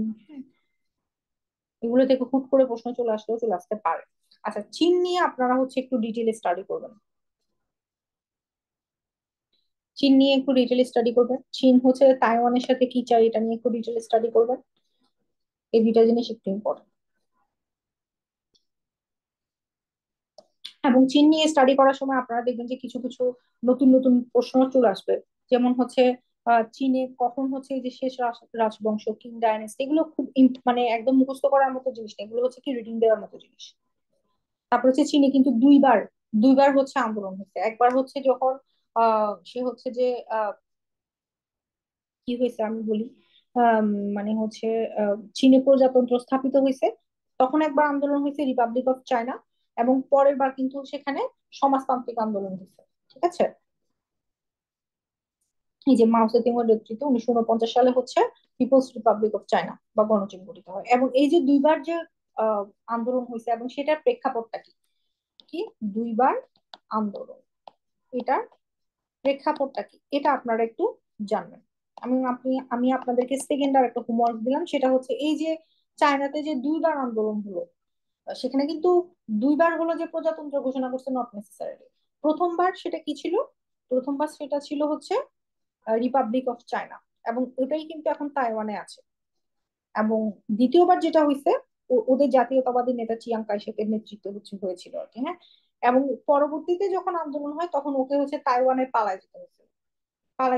এবং এরপর হচ্ছে চায়না সমাজতান্ত্রিক আন্দোলন করে মাও সেতুং এর নেতৃত্বে, এবং এরপর হচ্ছে সে পিপলস রিপাবলিক অফ চায়না হয়েছে, হ্যাঁ। আপনারা যেটা করবেন সেটা হচ্ছে এই দুইটা আন্দোলনের যে প্রেক্ষাপট, যে কেন হয়, কেন সংঘটিত হয়, এটা হচ্ছে সাপোজ এক পেজের মধ্যে হচ্ছে লিখলেন। আমি দেখবো যে আপনারা মানে জিসটাকে তুলে আনতে পারতেছেন কিনা, এই ঘটনাটা কেন হয়েছিল, জাস্ট জিস্ট। ওকে। এবং চীনের সাথে হলো যে অনেক কিছু নিয়ে হচ্ছে অনেকজনের সাথে এই যে দক্ষিণ পূর্ব এশিয়াতে যারা আছে, তাদের বিভিন্ন জনের সাথে হচ্ছে বিরোধ আছে, যে তাইওয়ান, ফিলিপিন, মালয়েশিয়া, ভিয়েতনাম, এদের মধ্যে হচ্ছে বিরোধ আছে। এই যে দক্ষিণ চীন সাগরে হচ্ছে বিভিন্ন ধরনের যে দ্বীপ আছে, এই দ্বীপগুলোর মানে হচ্ছে কন্ট্রোল নিয়ে হচ্ছে ইয়ে আছে, যেমন হচ্ছে স্প্রেডলি দ্বীপপুঞ্জ। এগুলো হলো যে আপনারা বেসিক ভিউতে অনেক ভালো পাবেন, আমি এখান থেকে পড়তে বলছি না, আমি বলছি আপনারা বেসিক ভিউ থেকে পড়ুন, অসুবিধা নেই। আচ্ছা, ইউএস এর সাথে যখন চীন হচ্ছে সম্পর্ক উন্নয়ন করতে চেয়েছিল, পিং পং ডিপ্লোমেসি, এটা কিন্তু 1971-এর ঘটনা, হ্যাঁ। এই কারণে কিন্তু ওই সময় তারা আমাদের মুক্তিযুদ্ধে হচ্ছে সাপোর্ট না দিয়ে পাকিস্তানকে হচ্ছে সাপোর্ট দিছিল। আচ্ছা, এবং ওদের বর্তমানে যেটা ইম্পর্টেন্ট কি, তারা যে ইকোনমিক কাজগুলো করতেছে, যেমন হচ্ছে বেল্ট রোড ইনিশিয়েটিভ, হুম, তাদের নিজেদের দেশের অর্থনৈতিক বিকাশ ঘটানোর জন্য চায়না কমিউনিস্ট পার্টি হচ্ছে কি করছিল, মেড ইন চায়না এই জিনিসটা শুরু করছিল। তারপর হচ্ছে আহ এই যে বর্তমান যে প্রেসিডেন্ট শি জিনপিং, সেই কিন্তু হলো যে আপনার এই যে বিআরআই মানে হচ্ছে silk road, maritime silk road এই জিনিসগুলো হচ্ছে বের করে, হ্যাঁ। এবং সেখানে কি করছে সে, সেখানে হচ্ছে সে বিশ্বের 152টা দেশকে হচ্ছে মোটামুটি অন্তর্ভুক্ত করে বিআরআই প্রজেক্ট শুরু করছে, মানে বিভিন্ন দেশের মধ্যে তার প্রজেক্ট গুলোকে সে ছড়ায় দেওয়ার জন্য এটা করছে আর কি, হ্যাঁ। এটা একটু করবেন। এবং এইটার মাধ্যমে সে তার কৌশলগত কি কি কাজ সে করতে চাইছে, সে হলো যে সামরিক ঘাঁটি বসাচ্ছে বিভিন্ন জায়গায়, হলো যে সে আহ সাপোজ সে তাকে টাকা দিছে কিন্তু তার দেশ হলো যে ওটা ব্যাক করতে পারতেছে না, তখন সে হলো যে আহ বিমানবন্দর বা হচ্ছে গুরুত্বপূর্ণ সমুদ্র বন্দর এগুলো হচ্ছে নিয়ে ফেলতে চায়। তো এটা সে কিভাবে করে, এটা সে হচ্ছে করে চেকবুক ডিপ্লোমেসির মাধ্যমে, মানে সে তাকে হচ্ছে মানে টাকা দিছে, টাকাতে তো আর সে ব্যাক করতে পারতেছে না, তারপর সে 100 বছরের জন্য বা 99 বছরের জন্য তার কোনো একটা সমুদ্র বন্দরকে হচ্ছে লিজ হিসেবে নেয়। এভাবে কিন্তু পাকিস্তানের একটা সম্ভবত বন্দর সে অলরেডি নিয়ে ফেলছে, কোন বন্দরের নাম আমি ভুলে গেলাম, আহ, কোন একটা বন্দর। তারপর হচ্ছে চীনের, সরি, শ্রীলঙ্কার একটা বন্দর হচ্ছে তারা নিয়ে ফেলছে, এরকম ভাবে হচ্ছে সে চলতেছে আর কি। আচ্ছা, আরেকটা কি, তার হচ্ছে বিভিন্ন দেশে সামরিক ঘাঁটি আছে। আহ জিবুতিতে হচ্ছে তার সামরিক ঘাঁটি আছে, আপনি দেখবেন জিবুতির অবস্থান এখানে কোথায়, অবস্থান দেখলে বুঝবেন যে ওই যে অবস্থাটা এমন একটা জায়গায় যেখানে সে মিডল ইস্ট থেকে হচ্ছে যে রুটটা ইউজ করে সে হচ্ছে কয়লা বা তেল এগুলো হচ্ছে নিয়ে যায়, ওইখানে যাতে তাকে কেউ, যেমন ইউএসএ বা এই ধরনের কোনো দেশ যাতে তাকে ডিস্টার্ব করতে না পারে, এই কারণে সে ওইখানে একটা সেনাবাহিনীর ঘাঁটি বসায়। ওই ওই কৌশলগত ঘাঁটিটা হচ্ছে জিবুতিতে অবস্থান। আপনি যদি হচ্ছে এটা ম্যাপে দেখেন তাহলে একদম ক্লিয়ার বুঝতে পারবেন। এবং জিবুতিতে দেখেন একই সাথে ইউএসএ, ফ্রান্স এবং জাপানেরও সামরিক ঘাঁটি আছে, অর্থাৎ নেটওয়ার্ক। কেন আছে বলেন তো, অ্যাকচুয়ালি আছে হচ্ছে চীনকে চেক দেওয়ার জন্য। ওকে, তো চীনের জন্য গুরুত্বপূর্ণ অঞ্চল কি কি, চীনের জন্য আপনি যখনই চীন পড়তে যাবেন দক্ষিণ চীন সাগর ইজ ভেরি ইম্পর্টেন্ট, এবং সেখানে তীরবর্তী কোন কোন দেশ আছে। তারপর হচ্ছে চীনের কি কিছু অঞ্চল আছে যেগুলো চীনের মধ্যে, বাট ওরা হচ্ছে চীন থেকে আলাদা হতে চায়, যেমন ওই যে হংকং। হ্যাঁ, হংকং এ কিন্তু আরেক ধরনের অর্থনীতি, যেমন হংকং এবং চীনে এক দেশ দুই নীতি, এটা হচ্ছে কি দুই ধরনের অর্থনীতি চালু। অর্থাৎ আপনার চীনের অর্থনীতি এক ধরনের আর হংকং এর অর্থনীতি কিন্তু টোটালি ডিফারেন্ট। সো এটা যদি না করতো তাহলে কিন্তু হংকং কার অংশ হয়ে যেত, ব্রিটেনের অংশ হয়ে যেত, চীনের অংশ থাকতো না, এই কারণে হচ্ছে তারা এটা মেনে নিচ্ছিল আর কি। আচ্ছা, এরপর চলে আসবেন হচ্ছে জাপানে। জাপানে হচ্ছে রিসেন্টলি আহ অনেকগুলো ঘটনা ঘটছে। তো আপনারা যেটা করবেন এটা একটু রিডিং দিবেন, কোরিয়াও হচ্ছে একটা রিডিং দিবেন, ঠিক আছে। জাপান তো হলো যে আপনার দ্বিতীয় বিশ্বযুদ্ধ থেকেও গুরুত্বপূর্ণ, মানে দ্বিতীয় বিশ্বযুদ্ধে তাদের হচ্ছে গুরুত্বপূর্ণ অবদান আছে। এবং এরপর হচ্ছে জাস্ট একটু রিডিং দিবেন, এই তো। আর হচ্ছে মিডল ইস্ট, মিডল ইস্টে কি করতে হবে, মিডল ইস্টে হচ্ছে আপনাদের এই যে ইরানের ইতিহাস ভালো করে দেখতে হবে, সিরিয়ার ইতিহাস ভালো করে দেখতে হবে, বাকিগুলো হচ্ছে জাস্ট রিডিং। ও তুরস্ক একটু ভালো করে দেখতে হবে, এই তিনটা দেখে বাকিগুলো হচ্ছে রিডিং। যে ইরানের ইতিহাস খুবই ভালো করে দেখতে হবে, হ্যাঁ, খুবই ইম্পর্টেন্ট। এখানে হচ্ছে কখন ইসলামী বিপ্লব হয়, ইভেন ইসলামী বিপ্লবের আগে কি ছিল, এই যে কি যেন পাহলবি হচ্ছে ছিল, এটাও একটু দেখবেন। এই যে মোহাম্মদ রেজা শাহ পাহলবি, শেষ রাজার নাম। আচ্ছা, বর্তমানে তো হচ্ছে যে প্রজাতন্ত্র এবং এই বিপ্লবের নেতা ছিলেন হচ্ছে আয়াতুল্লাহ মানে হচ্ছে আয়াতুল্লাহ khomeini। তারপর হচ্ছে উম কোথায় হচ্ছে আহ মানে হচ্ছে পারমাণবিক নিউক্লিয়ার পাওয়ার প্ল্যান্ট আছে। তারপর হচ্ছে আহ ইরান, ইরানে হচ্ছে যে মানে বলা হয়েছিল যে ইরানকে হচ্ছে যে পারমাণবিক শক্তিধর করা যাবে না, কিন্তু ইরানের মধ্যে হচ্ছে কি আছে, মানে আহ বিদ্যুৎ কেন্দ্র তো আছে, এবং সে হচ্ছে যে পারমাণবিক অস্ত্র যাতে উৎপাদন করতে না পারে এই জন্য তার সাথে হচ্ছে একটা কি হয়, চুক্তি স্বাক্ষরিত হয়। এবং সেখানে কি আছে, পরমাণুর সাথে পাঁচটা পাঁচটা দেশের পাঁচটা পাঁচটা দেশ হচ্ছে যে এরা হচ্ছে জাতিসংঘের যারা নিরাপত্তা পরিষদের যারা দেশ আর কি, ওইখানে কিছু দেশে হচ্ছে এখানে আছে। তো টোটাল হচ্ছে পাঁচটা দেশ ছিল, এবং তাদের মধ্যে কি আছে, joint comprehensive plan of action. এটা মূলত হচ্ছে একটা চুক্তি যেটার মাধ্যমে আহ তারা হচ্ছে নির্ধারণ করছিল যে ইরানে হচ্ছে পারমাণবিক অস্ত্র থাকতে পারে, এবং সে যাতে তার ওখানে যে ইউরেনিয়াম গুলো আছে এগুলো যাতে কোনোভাবে পারমাণবিক অস্ত্র তৈরিতে ব্যবহার না হয়, ওটাকে নিশ্চিত করার জন্য হচ্ছে মূলত জেসিপিওএ। কিন্তু এটা নিয়ে সম্ভবত বর্তমানে বিভিন্ন ধরনের কথাবার্তা উঠতেছে, কারণ হচ্ছে যে ট্রাম্প হচ্ছে এটাকে বিশ্বাস করে না যে জেসিপিও ইজ ওয়ার্কিং, এটা ট্রাম্প বিশ্বাস করে না, দ্যাটস ওয়াই হচ্ছে সে হচ্ছে স্যাংশন আরোপ করতে চায় আর কি। অলরেডি সম্ভবত অনেকগুলো স্যাংশন আছে। আচ্ছা, এই যে ইরানের যে প্ল্যানকে উচ্চ সমৃদ্ধ ইউরেনিয়াম প্রস্তুতের জন্য সন্দেহ করা যায়, এটা হচ্ছে আপনারা কি করবেন, একবার যখন রিডিং করবেন দেখবেন যে মোটামুটি একটা আইডিয়া হয়ে যাবে যে ঘটনাগুলো আসলে কি ছিল। ইরান নিয়ে একটা কোয়েশ্চেন করা যাবে? হ্যাঁ হ্যাঁ, বলেন। আচ্ছা, ইরানকে মানে মানে বিভিন্ন দেশের তো পারমাণবিক অস্ত্র আছে, কেমন তাহলে হুম। ইরানকে কেন তারা পারমাণবিক সমৃদ্ধ হতে দিচ্ছে না? এটা একটা ইরান কোয়েশ্চেন যে ছিল। পারমাণবিক সমৃদ্ধ হতে দিচ্ছে না, এটার কারণ হচ্ছে ওদের যে রাজনৈতিক দলটা ক্ষমতায়, ওই রাজনৈতিক দলটাকে হচ্ছে আহ পশ্চিমা দেশগুলা মানে পছন্দ করে না। আচ্ছা এটাই আচ্ছা। একমাত্র reason। ও, পশ্চিমা দেশ যদি তাকে পছন্দ করতো তাহলে সে তাকে পারমাণবিক অস্ত্র সমৃদ্ধ হতে দিত, দ্যাটস ইট। এই জন্য কিন্তু তারা তারা তো নিষেধাজ্ঞা। এটা ডিরেক্টলি বলবে না, এটা তো আসলে ডিরেক্টলি বলবে না কখনো। এটা ডিরেক্টলি না বলে তাদের বক্তব্য হচ্ছে যে তারা যদি পারমাণবিক অস্ত্র সমৃদ্ধ হয় তাহলে আসলে যুদ্ধ বেজে যাবে, তাহলে আসলে নিরাপত্তা, আঞ্চলিক নিরাপত্তা বিঘ্নিত হবে, তারপর হচ্ছে এখানে সন্ত্রাসবাদ বৃদ্ধি পাবে, এই ধরনের বিভিন্ন বক্তব্য আছে আর কি। মানে বিভিন্ন ইস্যু দেখিয়ে তাদেরকে এখান থেকে প্রতিহত করতে যাচ্ছে আর কি, তাই না? এটার মূলত হচ্ছে যে আপনার যে যে পশ্চিমা দেশগুলো হচ্ছে মূলত এই কথাগুলোকে কন্ট্রোল করে বা কথাগুলো বলে, তাদের তাদেরকে যদি হচ্ছে যেমন আজকে যদি এখান থেকে আহ আম, ইসলামী প্রজাতন্ত্র যদি উঠে যায়, আজকে যদি এখানে এই যে পাহলভি বংশের কেউ যদি আজকে ক্ষমতায় বসে, তাহলে পরের দিনই ইরানকে তারা হচ্ছে পারমাণবিক অস্ত্র সমৃদ্ধ করার জন্য ডিক্লারেশন দিবে। কিন্তু এখন দিবে না। কেন? কারণ হচ্ছে এখন যে ক্ষমতায় আছে তাদেরকে হচ্ছে পশ্চিমা বিশ্ব পছন্দ করে না, যে কারণে তারা স্যাংশন দিয়ে রাখছে, যাতে তারা কোনোভাবেই অর্থনৈতিক ভাবে এতটা এই পজিশনে না যেতে পারে যে তারা অ্যাকচুয়ালি ওই জিনিসটা করতে পারবে। কিন্তু অ্যাকচুয়ালি তো ইরান মানে অস্ত্র বানানো থেকে শুরু করে পারমাণবিক অপারেশন সবই করতেছে, কিন্তু সেটা হচ্ছে কি না মানে ইন্টারন্যাশনালি ইয়া না আর কি, মানে সোজা পথে করতে পারতেছে না। মানে ইন্টারন্যাশনালি সাপোজ সে একটা অস্ত্র বানালো, এটা কিন্তু সে সরাসরি ভাবে সেল করতে পারবে না, তাকে হয়তো বা ব্ল্যাক মার্কেটে সেল করতে হবে সামথিং, কারণ তার উপর স্যাংশন আছে। কোনো একটা দেশ যদি তার সাথে সরাসরি চুক্তির মাধ্যমে কিনেন, সে ওই স্যাংশনটা খাবে, দ্যাটস ওয়াই সে হয়তো বা ওকে কিনতে পারবে না। বিষয়টা এটা। জি, ধন্যবাদ। ওকে, এই যে দেখেন, যুক্তরাষ্ট্র জেসিপিওএ চুক্তি বাতিল করছে কবে? 2018 সালে। তার মানে বোঝা যাচ্ছে যে যুক্তরাষ্ট্র মূলত জেসিপিও এর সাথে কি করতেছে না, এগ্রি করতেছে না। আচ্ছা, ইরানের উপর কিন্তু ইউরোপিয়ান কান্ট্রি গুলো অনেকটাই ডিপেন্ডেন্ট, কেন বলবো, চায়নাও ডিপেন্ডেন্ট।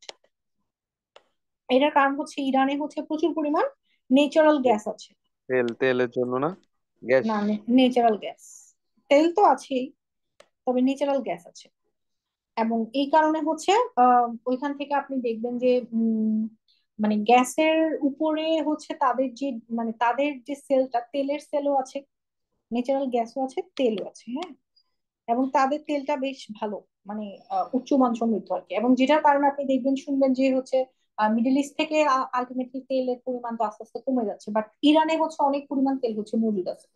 যে কারণে আম, যদি তারা ইরানের উপর থেকে স্যাংশনটা তুলে নেয়, তখন কিন্তু ইরান অনেক বুম করতে পারবে, মানে ইকোনমিক্যালি বুম করতে পারবে, এবং যেটার ভয়ে কিন্তু তারা স্যাংশনটা দিয়ে রাখছে, যাতে তারা হচ্ছে এটা করতে না পারে। সেজন্য আপনি দেখবেন যে চায়না হচ্ছে ইরানের সাথে বা রাশিয়া হচ্ছে যে ইরানের সাথে একটা ক্লোজ কানেকশন মেনটেন করে। এর কারণ হচ্ছে ওর যে রিসোর্সটা আছে এটার জন্য।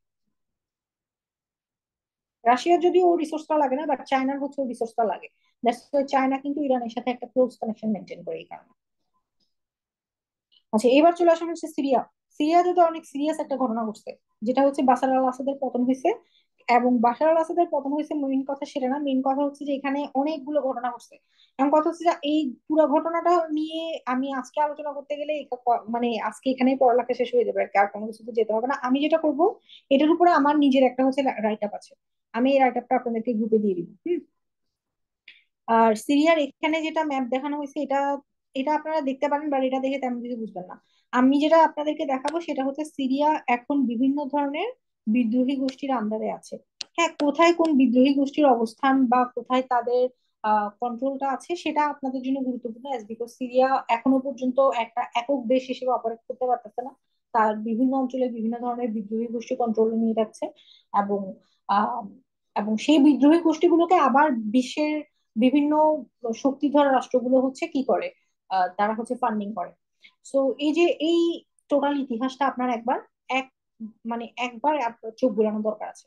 সো ওই জিনিসটার জন্য আমি আপনাদের সাথে ইনফরমেশনটা শেয়ার করে দিব, ক্লাসের পরে শেয়ার করে দিব, এখানে আর এটা বলছি না আর কি। তবে বর্তমানে যেটা হয়েছে এইচটিএস, ইরান সিরিয়াতে কিন্তু আইসিস এর কি হয়েছিল, উদ্ভব হয়েছিল, হ্যাঁ।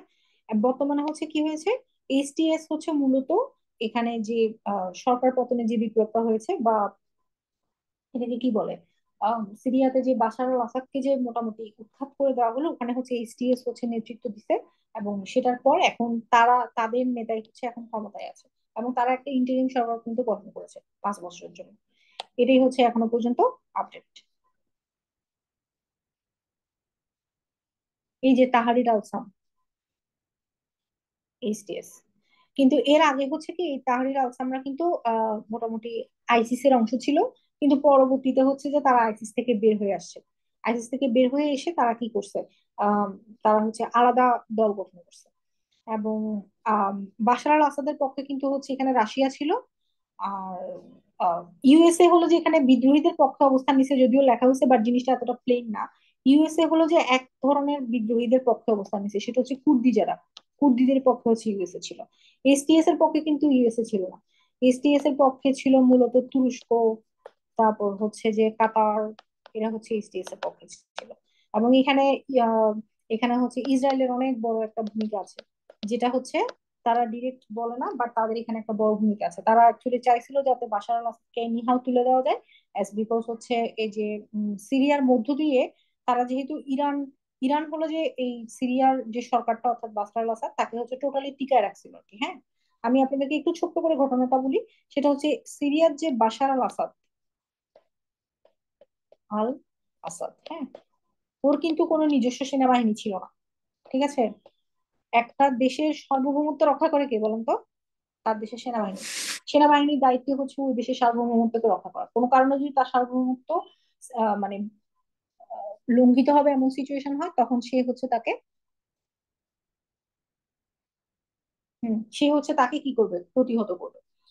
সুতরাং একটা দেশের সার্বভৌমত্ব ঠিক মতো সমুন্নত রাখার জন্য সেনাবাহিনী is the most important thing. Bashar al আসাদের কোনো সেনাবাহিনী ছিল না, তার সেনাবাহিনী ছিল, বাট ওই সেনাবাহিনীটা হচ্ছে যে সিরিয়ান সেনাবাহিনী না। ওই সেনাবাহিনীটা হচ্ছে ইরানের সেনাবাহিনী। ইরানের সেনারা হলো যে ওই বাশার আল আসাদের সেনাবাহিনী হিসেবে কাজ করতো। এবং সেখানে হলো যে আপনার দেখবেন যে উম সিরিয়ার পাশের একটা দেশ লেবানন, লেবাননে হলো যে আপনার আহ হিজবুল্লাহ আছে, ঠিক আছে। তারপর হচ্ছে যে ইসরায়েলের পাশে হলো যে দেখবেন যেখানে গাজা, ওইখানে হচ্ছে হামাস আছে। তারপর হচ্ছে এগুলোকে হচ্ছে ইরান কি করে, মোটামুটি ফান্ডিং করে। এই যে ইরান যে হিজবুল্লাহকে ফান্ডিং করে কিভাবে করে, সিরিয়ার মধ্য দিয়ে করে, সিরিয়ার মধ্য দিয়ে টানেল বানায় করে, এই যে করে। তারপর হলো যে আপনার ইরান যে গাজাকে হচ্ছে ফান্ডিং করে, ওটা কিভাবে করে, ওটা হলো যে সমুদ্র পথে করে বা বিভিন্ন টানেল বানায় করে। তারপর তারা হলো যে ইসরায়েলে হলো যে তারা তাদের যেটা দাবি আর কি, যে তারা হলো যে ইসরায়েলের মধ্যে হলো যে টানেল বানায় হলো যে টানেলের মাধ্যমে হলো যে তারা কানেকশনটা হচ্ছে যে বিল্ড আপ করে, বা তাদের হচ্ছে যে অস্ত্র হচ্ছে আহ, পাচার করে, এই টাইপের কথাবার্তা আর কি। এবং তারা তাদের মধ্যে তো নিজেদের মধ্যেই একটা যুদ্ধ তো সবসময় ছিলই। এখন তো বলতে গেলে যুদ্ধ থামছে। সো এই যে বিষয়গুলো, এটা আলটিমেটলি কার মাধ্যমে হতো, এটা হচ্ছে ইরানের মাধ্যমে হতো। আমি তো একটু আগে আপনাকে বললাম যে ইরানে অ্যাকচুয়ালি কি হয়, অস্ত্র অনেক উৎপাদন হয়, বাট ওই অস্ত্রটা সে কি করতে পারে না, ডিরেক্ট কোনো বাজারে সে ছাড়তে পারে না, কারণ তার তো স্যাংশন দেওয়া আছে। সো সে অস্ত্রটা অ্যাকচুয়ালি ছাড়ে কাদের কাছে, সে ছাড়ে হলো যে যারা বিভিন্ন ধরনের আহ বিচ্ছিন্ন বিচ্ছিন্ন যে গোষ্ঠীগুলো আছে, অর্থাৎ হচ্ছে যারা হচ্ছে এই ধরনের আহ যেমন ধরেন যে এখন আপনি আরাকান আর্মি কিরকম চিন্তা করতে পারেন। এই যে আরাকান আর্মি, ওর সাথে কি ওর দেশের সেনাবাহিনীর কোনো কানেকশন আছে? কোনো কানেকশন নেই। ও কি একটা বিচ্ছিন্নতাবাদী গোষ্ঠী? তো ওরও তো একটা অস্ত্র লাগবে। ও তো কোনো দেশের সেনাবাহিনীর জন্য হলো যে দেশের মাধ্যমে অস্ত্র কিনবে না, ও কি করবে, ও হচ্ছে চোরা মার্কেটে হচ্ছে অস্ত্র কিনবে। এই যে এদের কাছে হলো যে এই ইরান বা যেসব দেশ হচ্ছে যে স্যাংশন খাইছে, ওরা হচ্ছে ওদের কাছে হচ্ছে অস্ত্র বিক্রি করতে পারে আর কি। মানে অন্যদের কাছেও পারে, বাট এদের কাছে ডিরেক্টলি পারে আর কি। তো এটা হচ্ছে মূলত ইসরায়েলের একটা ইন্টারেস্ট ছিল, যাতে হিজবুল্লাহর কাছে এবং হামাসের কাছে কি হয়, অস্ত্র আসা বন্ধ হয়। এবং এই অস্ত্র আসা বন্ধ করার জন্য সিরিয়ার বাশার আল আসাদকে উঠাই দেওয়া ওর জন্য খুবই গুরুত্বপূর্ণ ছিল। এবং সিরিয়া যে এখন একটা ডিস্টাবিলাইজ সিচুয়েশন আছে, এটাতে ইসরায়েলের মানে লাভ হয়েছে বলতে গেলে, কারণ এই যে ডিস্টেবিলাইজ সিচুয়েশন আছে, এই ডিস্টেবিলাইজ সিচুয়েশনের কারণে ইরান হচ্ছে একটা কি আছে সমস্যার মধ্যে পড়ছে। এবং এটার কারণে হচ্ছে আহ মানে ইসরায়েলকে হলো যে যে যে প্রেশারটা সবসময় ফেস করতে হতো হিজবুল্লাহ থেকে, হামাস থেকে বা সিরিয়া থেকে, ওইটা এখন মোটামুটি ফেস করতে হইতেছে না, বা তাদের একটা প্রবলেম হচ্ছে কমছে, এখন তারা অন্যদিকে ফোকাস করতে পারতেছে। দ্যাটস ওয়াই হচ্ছে তারা এখানে একটা বড় তাদের ইন্টারেস্ট ছিল আর কি। এটা নিয়ে আমার একটা হলো যে রাইট আপ আছে, এটাই আমি আপনাদেরকে গ্রুপে দিয়ে দিবো, একবার হচ্ছে রিডিং করলে বুঝতে পারবেন। আচ্ছা, এরপর হচ্ছে ইয়েমেন। ইয়েমেনেও কিন্তু একটা যে হুতি বিদ্রোহী আছে, তারাও কিন্তু শিয়া সম্প্রদায়ভুক্ত। এখানে আপনার বাশার আল আসাদ, ও নিজেও কিন্তু শিয়া সম্প্রদায়ভুক্ত, যদিও সিরিয়া হলো কি সুন্নি প্রধান দেশ, বাট স্টিল ও সরকারটা ছিল কি শিয়া। তারপর হচ্ছে আপনার এই যে হিজবুল্লাহ, এরাও কিন্তু শিয়া। তারপর হচ্ছে হামাস কিন্তু শিয়া না, আবার হামাস কিন্তু হচ্ছে আবার সুন্নি, বাট ওরাই একমাত্র সুন্নি যারা ওই যে শিয়াদের থেকে কি পায়, অস্ত্র সহায়তা পায়। আচ্ছা, এরপর হচ্ছে প্যালেস্টাইনের যে কাহিনীটা, এটা তো সবাই জানেন, বাট সবাই আবার এটা একটু কি করবেন, ইতিহাসটা পড়ে নেবেন, খুবই গুরুত্বপূর্ণ। ইসরায়েলের ইতিহাসও গুরুত্বপূর্ণ, এই দুইটাই একটু পড়বেন। এবং ইসরায়েল ফিলিস্তিনের মধ্যে যে বিভিন্ন যুদ্ধ হলো, তারপর হচ্ছে তাদের মধ্যে চুক্তি হলো, কি কি চুক্তি হয়েছিল, হ্যাঁ, এগুলো সবগুলোই হচ্ছে একটু ইম্পর্টেন্ট রিডিং করতে হবে। এই যে এদের তাদের মধ্যে যে যুদ্ধগুলো, আরব ইসরায়েল যুদ্ধ, ইসরায়েল যখন গঠিত হয়েছে 1948 সালে, তখনই প্রথম একটা যুদ্ধ হয়েছে। তারপর হচ্ছে টোটাল 4টা আরব ইসরায়েল যুদ্ধ। আর ইন্তিফাদা সম্ভবত আহ ইসরায়েল ফিলিস্তিন যুদ্ধ, এটাকে সম্ভবত ইন্তিফাদা বলে। এটার সংখ্যা আবার অনেকগুলা। আচ্ছা, এরপর চলে আসেন হচ্ছে তুর্কি। তুর্কি হচ্ছে যে এর আগে অটো সাম্রাজ্যের তো কেন্দ্রস্থল ছিল হচ্ছে তুর্কি। তো বর্তমানে এখানে যে ক্ষমতায় আছে রিসেপ তাইপ এরদোগান, ওরও কিন্তু একটা কি আছে, ওরও কিন্তু একটা ইন্টারেস্ট আছে যে অটোমান সাম্রাজ্যকে হচ্ছে পুনরুদ্ধার করা, এরকম একটা ইন্টারেস্ট কিন্তু ওনার আছে। সো আমাদের মোটামুটি কি করতে হবে, ওর পুরাতন ইতিহাসটা একটু পড়তে হবে। আর হচ্ছে বর্তমানে যেটা রাজনৈতিক ব্যবস্থা, তার যে রাজনৈতিক দল, হ্যাঁ, একে পার্টি, তারপর হচ্ছে তাদের যেগুলো হচ্ছে যে আন্দোলন ছিল, হ্যাঁ, তারপরে এই যে মোস্তফা কামাল আতাতুর্ক, ওনাকে বলা হয় হচ্ছে আধুনিক তুরস্কের জনক, হ্যাঁ। তারপর হচ্ছে আহ এই তো এতটুকু পড়লে হচ্ছে মোটামুটি হয়ে যাবে, আর বাকিগুলো লাগবে না, এগুলো এতটা গুরুত্বপূর্ণ না। এই তো, তাহলে আজকে আমাদের একটা বিশাল সিলেবাস শেষ হলো। একটা হচ্ছে আমাদের কি কি শেষ হইলো, একটা হচ্ছে আহ এশিয়া মহাদেশের একটা ইতিহাস আমাদের মোটামুটি শেষ হলো। আহ হ্যাঁ, বলতে গেলে এশিয়া মহাদেশের ইতিহাস শেষ হলো, আমরা কিন্তু ইউরোপ করতে পারিনি। তা আমি যেটা করবো, আপনাদেরকে নেক্সট ক্লাসে হচ্ছে ইউরোপ, আমেরিকা, এই দুইটা হচ্ছে আপনাদেরকে আমি নেক্সট ক্লাসে বলবো। আর আজকের ক্লাসে যদি আপনাদের কোনো কোয়েশ্চেন থাকে, তাহলে একটু দ্রুত বলবেন। আর আরেকটা জিনিস সেটা হচ্ছে আপনাদের স্লাইড আহ গুলো দিলে একটু ভালো হতো। হ্যাঁ বলেন। মানে স্লাইড গুলো দিলে একটু ভালো হতো আমাদের জন্য। হ্যাঁ, স্লাইড গুলো আমি আজকে এই রাতেই হচ্ছে আপলোড করে দেবো। আচ্ছা, ইভেন ক্লাস ধন্যবাদ। ভিডিও হচ্ছে পেয়ে যাবেন, বিকজ আমি এটা যেহেতু লাইভ করেছি, লাইভ ভিডিওটা হচ্ছে আপনারা পেয়ে যাবেন। আর আপনাদের যদি অন্য কোনো প্রশ্ন থাকে তাহলে একটু দ্রুত বলেন, এরপর হচ্ছে আমরা ক্লাস এখানে এন্ড করে দিব। আরেকটা হচ্ছে আপনারা যারা অ্যাডমিট হতে চান, তারা একটু আমাকে নক দিতে পারেন, আমি এখানে দিয়ে দিচ্ছি, আমাকে হোয়াটসঅ্যাপে নক দিতে পারেন। আপনার নাম্বার তো এখানে দেওয়া থাকবে, তাই না? হ্যাঁ, আমার নাম্বার দেওয়াই আছে হোয়াটসঅ্যাপে।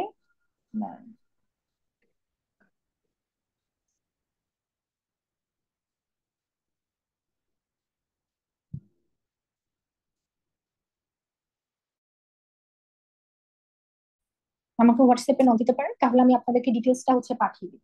ঠিক আছে।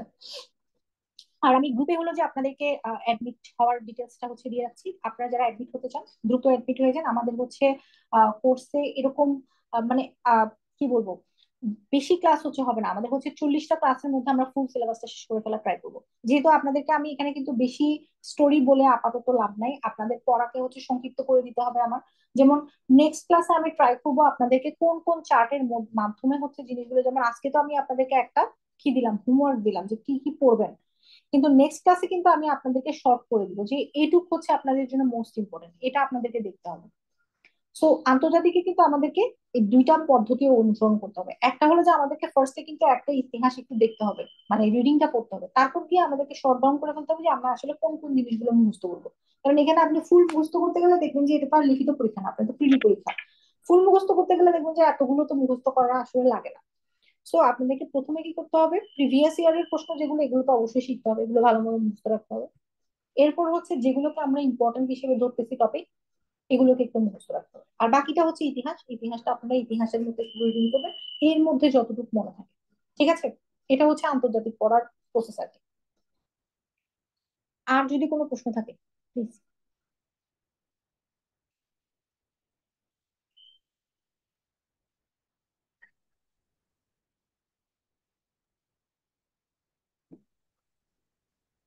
আচ্ছা, আশা সাম্প্রতিক করি। ইস্যুর জন্য কি হুম, করা যাবে ম্যাম? হ্যাঁ বলে, বুঝি নাই। মানে সাম্প্রতিক ইস্যুগুলোর জন্য মানে কি করলে বেটার হয় আপডেটটা? সাম্প্রতিক ইস্যু করার জন্য যেটা, আমরা হচ্ছে আপনাদেরকে কিছু পিডিএফ দিব, আচ্ছা আচ্ছা। একদম রিসেন্ট। আর একটা হচ্ছে আপনারা স্পটলাইট রিসেন্ট অ্যানালাইসিসটা কিনতে পারেন। সেখানে আচ্ছা হচ্ছে মোটামুটি যে রিসেন্ট গুলো ইম্পর্টেন্ট সেগুলোকে মানে একদম আলাদা করে নিয়ে আসা হয়েছে, সেটা বাংলাদেশের আন্তর্জাতিকের ভূগোলের একদম রিসেন্ট যেগুলো আর কি। সো আচ্ছা। ওইখান থেকে, কিন্তু ওইখান থেকে দেখলেও আপনি দেখবেন যে অনেক কিছু আসে। তো আমি বলবো যে এত কিছু অ্যাকচুয়ালি লাগে না। যেমন এই যে চুক্তি, কনভেনশন, সম্মেলন, তো একজন প্রশ্ন করেছিলেন যে চুক্তি, কনভেনশন, সম্মেলন, প্রথমে হচ্ছে একটা সম্মেলন হয়, মানে সবাই মিলে বসে যে কি করবে না করবে, ওইখানে যে একটা মানে হচ্ছে সিদ্ধান্ত গৃহীত হয়, তার মাধ্যমে হচ্ছে কিছু একটা হয়তো বা মানে সবাই মিলে হচ্ছে যে একটা সাইন করে, দ্যাট ইজ এ কনভেনশন। কিন্তু চুক্তি হচ্ছে কিন্তু লিটারালি লিগাল বাইন্ডিং, আপনি সেটা ভঙ্গ করতে পারবেন না। কনভেনশনে কিন্তু কোনো লিগাল বাইন্ডিং নাই। ঠিক আছে, মানে বাইন্ডিং আছে বাট দ্যাট ইজ নট, মানে সেটার জন্য আপনি ওরকম ব্যবস্থা নিতে পারবেন এরকম না। যেমন যে চুক্তি হয় দুটো দেশের মধ্যে, যে চুক্তি হয় সেটা তো সে অবশ্যই লঙ্ঘন করতে পারবে না। কিন্তু ইন্টারন্যাশনাল যেমন হচ্ছে ভিয়েনা কনভেনশন, ভিয়েনা কনভেনশনও কি আপনি লঙ্ঘন করতে পারবেন? পারবেন না কিন্তু। বাট স্টিল আপনি যদি লঙ্ঘন করেন তাহলে হয়তো বা আপনাকে এই যে পার্সোনা নন গ্রাটা করবে। অর্থাৎ একটা দেশে আহ, যে হচ্ছে ইয়া থাকে, কূটনীত, ডিপ্লোম্যাট থাকে, ডিপ্লোম্যাটকে কিন্তু ভিয়েনা কনভেনশনের আন্ডারে তাকে ট্রিট করা হবে, ওই দেশ তাকে ভিয়েনা কনভেনশনের আন্ডারে ট্রিট করবে। আবার সেও যে আচরণগুলো করবে সেটাও ভিয়েনা কনভেনশনের আন্ডারে তাকে পড়তে হবে। অর্থাৎ সে যেমন ওই দেশের রাজনৈতিক বিষয়ে কিন্তু নাক গলাইতে পারে না, ওটা ভিয়েনা কনভেনশনের মধ্যে পড়ে না। আবার তাকে হলো যে কেউ থ্রেট করতে পারবে না, এটাও ভিয়েনা কনভেনশনের মধ্যে পড়ে না। কিন্তু কথা হলো যে যদি সে এরকম কিছু একটা করে ফেলে, তখন কি তাকে ওই দেশ শাস্তি দিবে? না, তাকে আবারও ওই ভিয়েনা কনভেনশনের আন্ডারে কি করতে পারবে, পার্সোনাল নন করে তাকে হয়তো বা অবাঞ্ছিত ঘোষণা করতে পারে, তাকে হয়তো বা চলে যেতে বলতে পারে। That's it. সো এই যে কনভেনশন, সেখানে কিন্তু মানে ওরকম লিগাল বিষয়টা মোটামুটি একটু কম। কিন্তু আপনি যখন চুক্তি চিন্তা করবেন, যেমন হচ্ছে এই যে পানি বন্টন চুক্তি, যদিও পানি বন্টন চুক্তিতে আমরা সফল না আছি, কিন্তু আমরা যদি সফল হতাম তাহলে আমরা অবশ্যই যতটুকু পানি পাচ্ছি না ততটুকু পানির জন্য আন্তর্জাতিক আদালতে কি করতে পারতাম, মামলা করতে পারতাম। কিন্তু এখনো তো আমাদের ওই যে আহ নদীর পানির জন্য যদি আমরা না পাই, তাহলে যে আন্তর্জাতিক আদালতে মামলা করার জন্য আমাদেরকে যেই ইউএন কনভেনশনে হচ্ছে সাইন করতে হতো, কিন্তু আমরা করি নাই। দ্যাটস ওয়াই হচ্ছে আমরা মামলা করতে যেতে পারি না।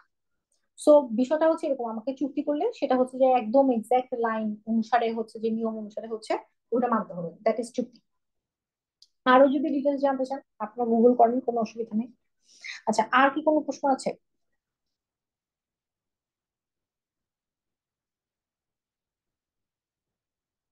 প্রণালী আমি হচ্ছে নেক্সট ক্লাসে একদম ম্যাপ নিয়ে হচ্ছে আলোচনা করবো।